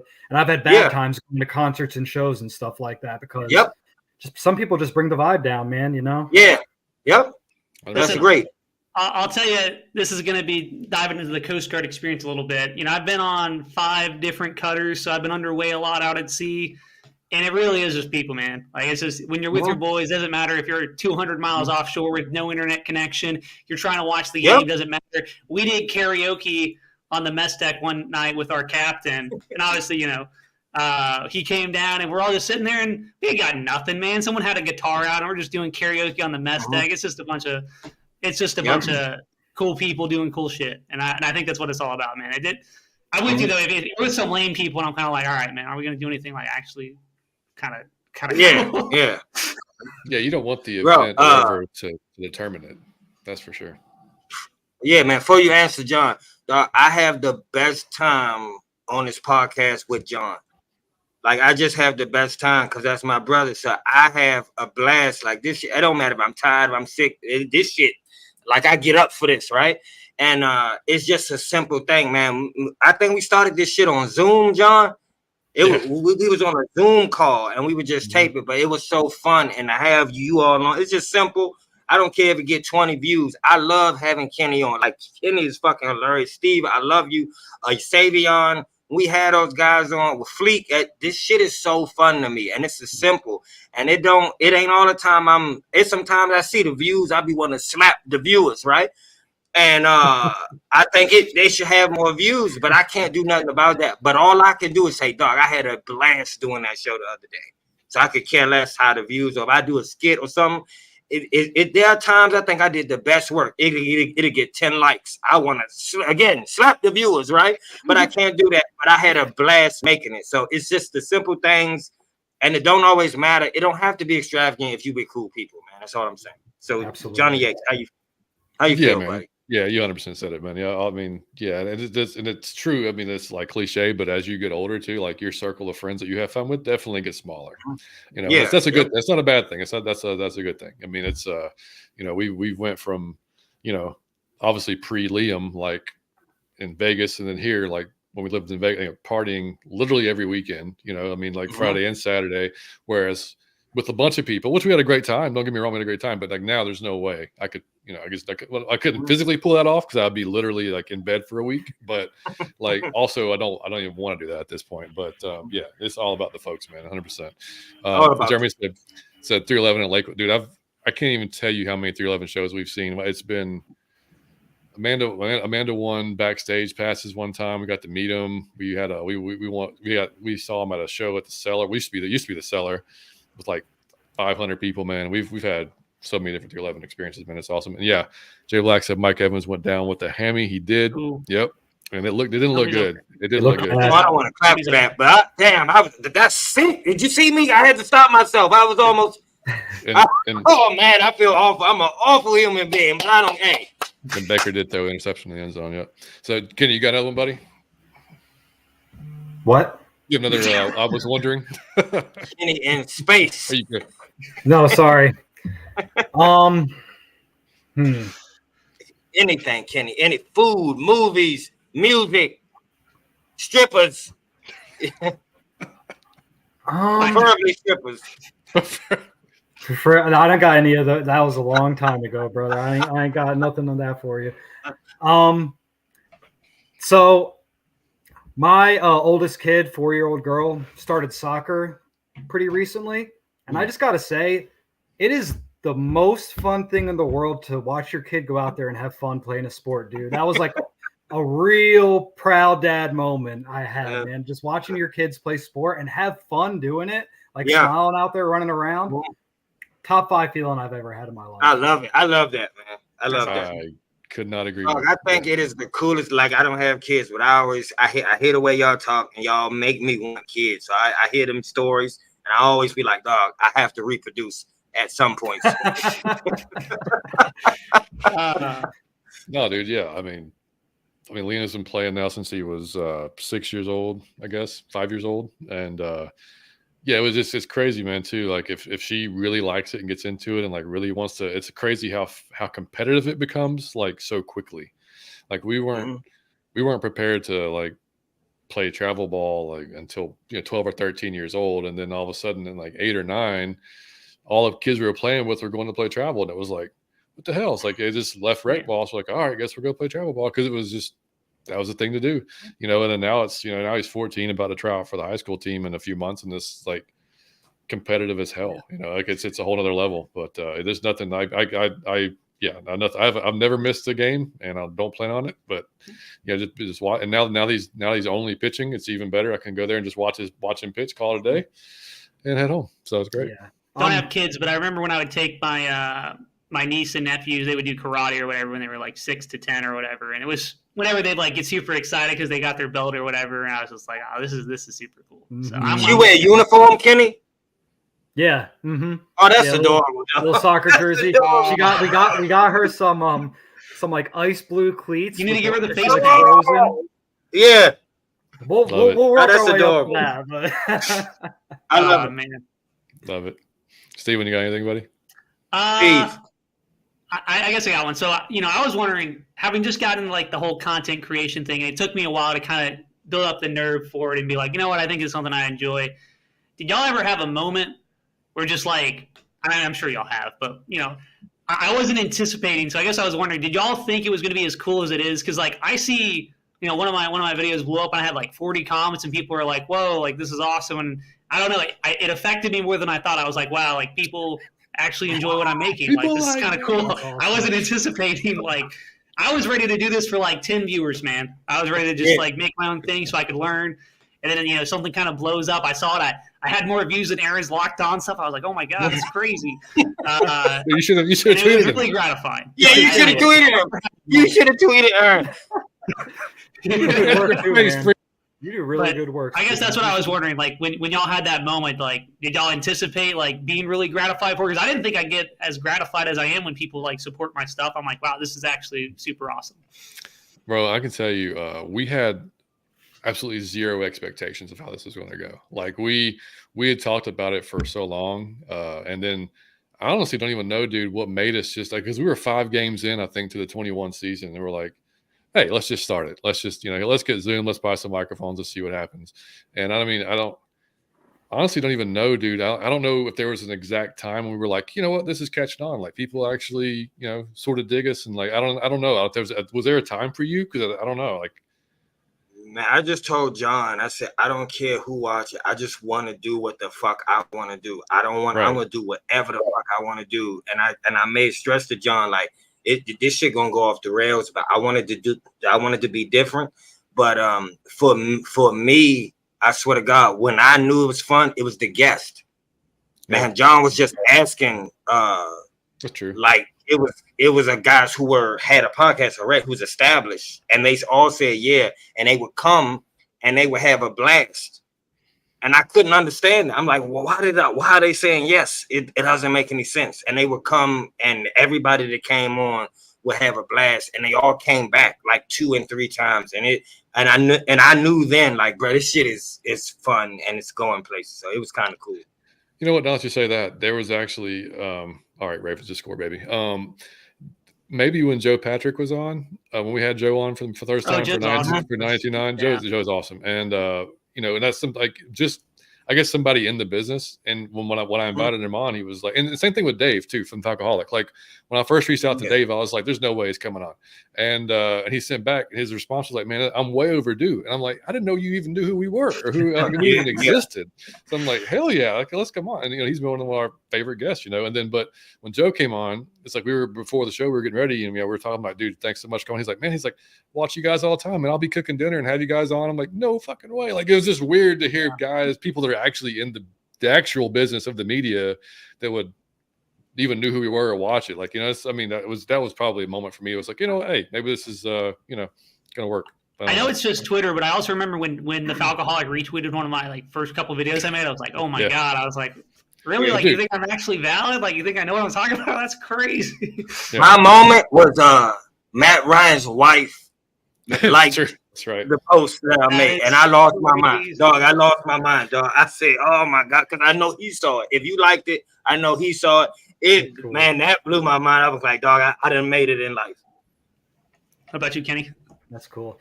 I'm not in the YouTube community at all. Maybe I'll get there one day, but when I was writing for the Sporting News a few months ago, which unfortunately went under, it's the business. It is what it is. Yeah. But my first article, I wrote about how Dallas Turner would be a picture-perfect. I remember that one. I remember it, man. I remember you talking about his coverage chops. It was awesome. Yeah, and that got so much love and everything. I was kind of just like, all right. I sat down. I wrote something up, just put in the work, and it was rewarded. And it was a really cool feeling to see how much love that one article got.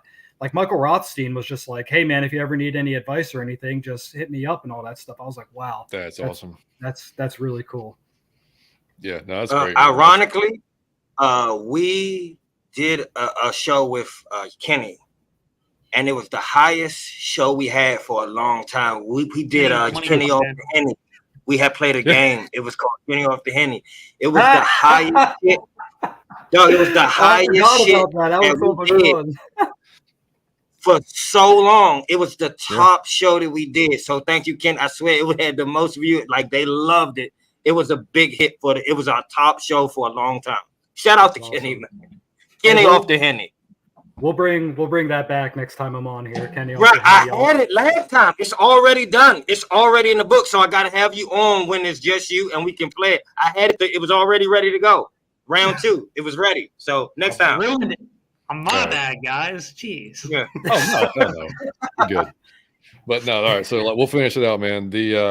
My last one, and I was wondering, what or do y'all have like a go-to TV show? Like, what's your comfort show that you go to? You may have seen it 75 times. It doesn't matter what it is. Mike, what is Entourage. Man, I got all the DVDs, man. I watch Entourage. I've seen the entire thing at least 20 times. I got all the DVDs. I put it in the car. I watch it while I'm driving. I watch it at home. It's the greatest show I've ever seen in my life. Ari Gold, one of the best. Yeah, Ari man, characters ever. That's my favorite show ever. Yeah, Kenny, what you got? He's great. I don't really have like a go-to show. I like to just cycle in new things, but I'm a big HBO fan. I love all their shows, Entourage included. I will cycle through a Game of Thrones or Sopranos we watch every other year or so, something like that. So not like really one show for me because I'm watching sports more often than not. You know what I mean? But yeah. The series. I'll cycle through some series. What's your sports show, Kenny? Like on Sundays, what you watch on Sunday? He's grinding the tape. Not Sunday morning. I'm not. Sunday morning? It's a no show? What's my show Sunday morning? Yeah. I'll usually tune into the Underdog guys. They have like a live stream for fantasy advice and stuff like that. I got you. The background and all that. I got you. Yeah, it's Entourage. I used to have the boys over smoke dog. I know like every word to every show. Reggie said, I hope Falcons coaches and players watching this Bucks Ravens game. Oh, they're tuned in. You know they are. Steve, what you got?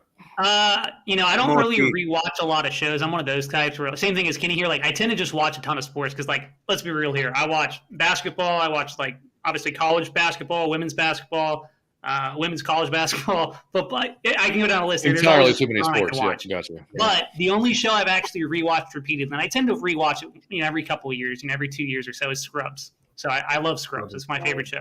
That's good. Yeah, that's good. He said Good Morning Football is the one. Yeah, is that the one with K on it? Oh yeah. Yeah, I think so. Yeah, and then K Adams. K Adams. Yeah. Oh my God, I was in love with her at a point in life. Oh no, wait! Good Morning Football is on NFL Network. Yeah, with Kay Adams, Peter Schrager. Yeah, she might have left it actually. She left it. I think. Yeah. Mm-hmm. She's on her own thing now, but like, yeah, Kyle Brandt. But they had her, Schrager. It was Burleson. It was an awesome cast at the point. That was like NBA on TNT type class. Like they just broke it up, but it was that was awesome. I've got a couple probably that I got. I mean, like recently, like Schitt's Creek, I can watch however like 100 times. Love it. Hilarious. Parks and Recreation, I can watch that over and over and over again. Peaky Blinders, when I'm into like Peaky Blinders, one of the best thing I've ever seen. Period. Yeah. But to have y'all seen Peaky Blinders, Steve, Kenny? I've seen it. Yeah. Not the last season. Oh, you gotta watch it, dude. And they're making a movie now. I know. I gotta get on it. I heard some bad things, and I didn't want to like dive back in. I liked it. I thought they did a good job with it. So you're the second person to tell that to me. I will get back around to it. Yeah, I thought it was, especially if they're going into a movie like they're doing. I thought they ended it just fine. So you'll be good. Jeremy said, "Curb Your Enthusiasm." That's a great one. Yeah. Oh, I love Curb. That's a great one. Jeremy said, Peaky's. Dude, that's just Tommy Shelby, dude. Some of those scenes, man, like the one in the when he thinks he's done for, about to get kicked in the grave and stuff like that. Like, dude, I was like, what is going to happen? Like, how is this going to end? But yeah, just that. Those are probably three of mine. And we end up like watching it after kind of sports are over. Like we'll be laying in bed. That's when we'll like sit there and just start watching through them or whatever. So but we just started one on Peacock called Hysteria. Have y'all seen this? I have not watched it at all. It's different. Like it's like set like in the 80s, and it's like a satanic like people. No, it's like people are worried about like satanic rituals and stuff like that Classic going on. There's 80s. like a guy went missing and was murdered and everything. It's pretty wild, but it's different. So I'm watching The Penguin right now, and that's been pretty good so far. I've heard good stuff about that, and I love the Gotham series that they made a couple years back. I like the Gotham. I really enjoyed that one. That was really good. I like that too. I like Gotham a lot. All right, man. So we've talked enough. We'll let you guys get out of here. But Mike, buddy, glad your connection was stable for the entire time. That's awesome. Oh man, the entire time. Give it up for the hotel Wi-Fi, man. And thanks to y'all for hanging out. Man, thank you to Steven and fucking Kenny, man. I love you guys. I love having y'all on. It was a great show tonight. I absolutely love y'all two boys because I think that y'all always have a great vibe on the show. Every time y'all been on the show, it's been a top tier show. It's been a home run every single time. So I cannot thank y'all enough for coming on. Thank you for taking time out. And we always hold y'all for 2 hours and we play all type of dumbass games and ask y'all wild questions. And y'all are just the best because y'all have fun with us every single time. Y'all know how to be relaxed. Y'all know how to be silly. And you know how to talk football. And if I take it off the rails, you never care. And I love y'all for that. So thank you for coming, man. Truly appreciate it. Love being on, man. All love, brother. It's always fun being on here, man. Every time. For sure. I love having y'all. Like we said earlier, it's the company you keep, man. We can just be 4 days talking about football. This is the best part of my day right now. Yes, sir. Yeah, we could do it. We could do like Darius said with the email. We could do different shows and talk about random shit if y'all want to. We could do that. Man. We can get that going. Out of your Falcon Mind after quick. Out of your Falcon Mind after dark, baby. We could do that. Yeah, yes, sir. We get that stuff. Oh, Mike is real unhinged. No, there's no doubt. We have some alcohol involved. Yeah. Anyway, Yes, sir. Man, we Kenny, Steve, man, always appreciate you guys spending some time with us for sure, man. And definitely have y'all back on. Like I said, Steve, you've become pretty much a routine guest now over the last few months, so we appreciate you. I always knew never have anything going on would work out for me eventually, man. That's the best thing I've ever heard. Kenny, man, we'll get you back on. Like I said before, man, probably if you're good, sometime around that Saints game next month. Love it. And we'll do Kenny off the Henny part 2. Kenny off the Henny round 2, baby. Let's go. Let's go. Oh, man. So, and thanks to the almost 100 folks that have stuck with us the entire time, man. We appreciate you guys, man, on Twitter and on YouTube so much for coming and watching us live. And if y'all are watching the replay, again, hit the like button, hit the subscribe button so we can get out there to more Falcons fans. And if y'all are listening to us, drop us a 5-star review. Email us, atlfalconfancast.com. Follow us on Twitter or X at Out of Your Effing Mind. Mike's got the TikTok and the Instagram at Out of Your Falcon Mind. And that's it, man. So y'all have wait. Huh? Leave us a 5-star review. That's right. Joe, I don't know how to do it, but I'm sure you just scroll your finger up 1, 2, 3, 4, 5, and then you take your thumb off. That's all you got to do. There you go, Mike. You need to leave us a 5-star review and just put a different name on there and just. Oh yeah, I haven't even done it. Now how bad is that? I'm telling y'all to do it, and I haven't even done it. I'll do it. There you go. So Kenny, tell the folks where they can find you before you get out of here, man. At Gritsblitz on Twitter. That's Grits with a Z. And Out of Your Falcon, or not Out of Your Falcon Mind. Yes, yeah, find me there occasionally. Or like all that stuff. Yeah. New Millennium Falcons pod, usually between 8 and 9 on Tuesday evenings. So you can catch me over there tomorrow. Absolutely. Make sure y'all check that out. Make sure y'all subscribe to those guys too. Steve, you buddy. Yep. Find me on Twitter, Hera ATL, and then same thing on YouTube.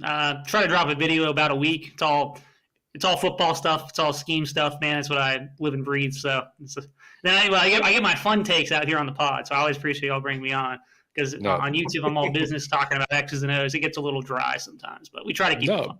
It's all good though. I mean, and like Kenny said earlier, man, you know your stuff. It's informative. It's awesome, and I don't like I did the 22, and I'm having. Work is just insane right now with everything else going on. It takes a long time. It takes me like 4 hours to even get what I want to make. Especially if you're making, videos on every play, dude. Man. Like I go through and I try to pick, like when I did it, I tried to pick, 20 to 25 plays. And even that was a lot, like I was like trying to reduce it under 20. And then I'm doing it our way. So I'm putting, noises and stupid sounders and stickers and all kinds of funny shit in there to make it entertaining, so it's like it just takes even longer. So I just haven't had time to really do it. So I really appreciate you guys for breaking that stuff down for everybody.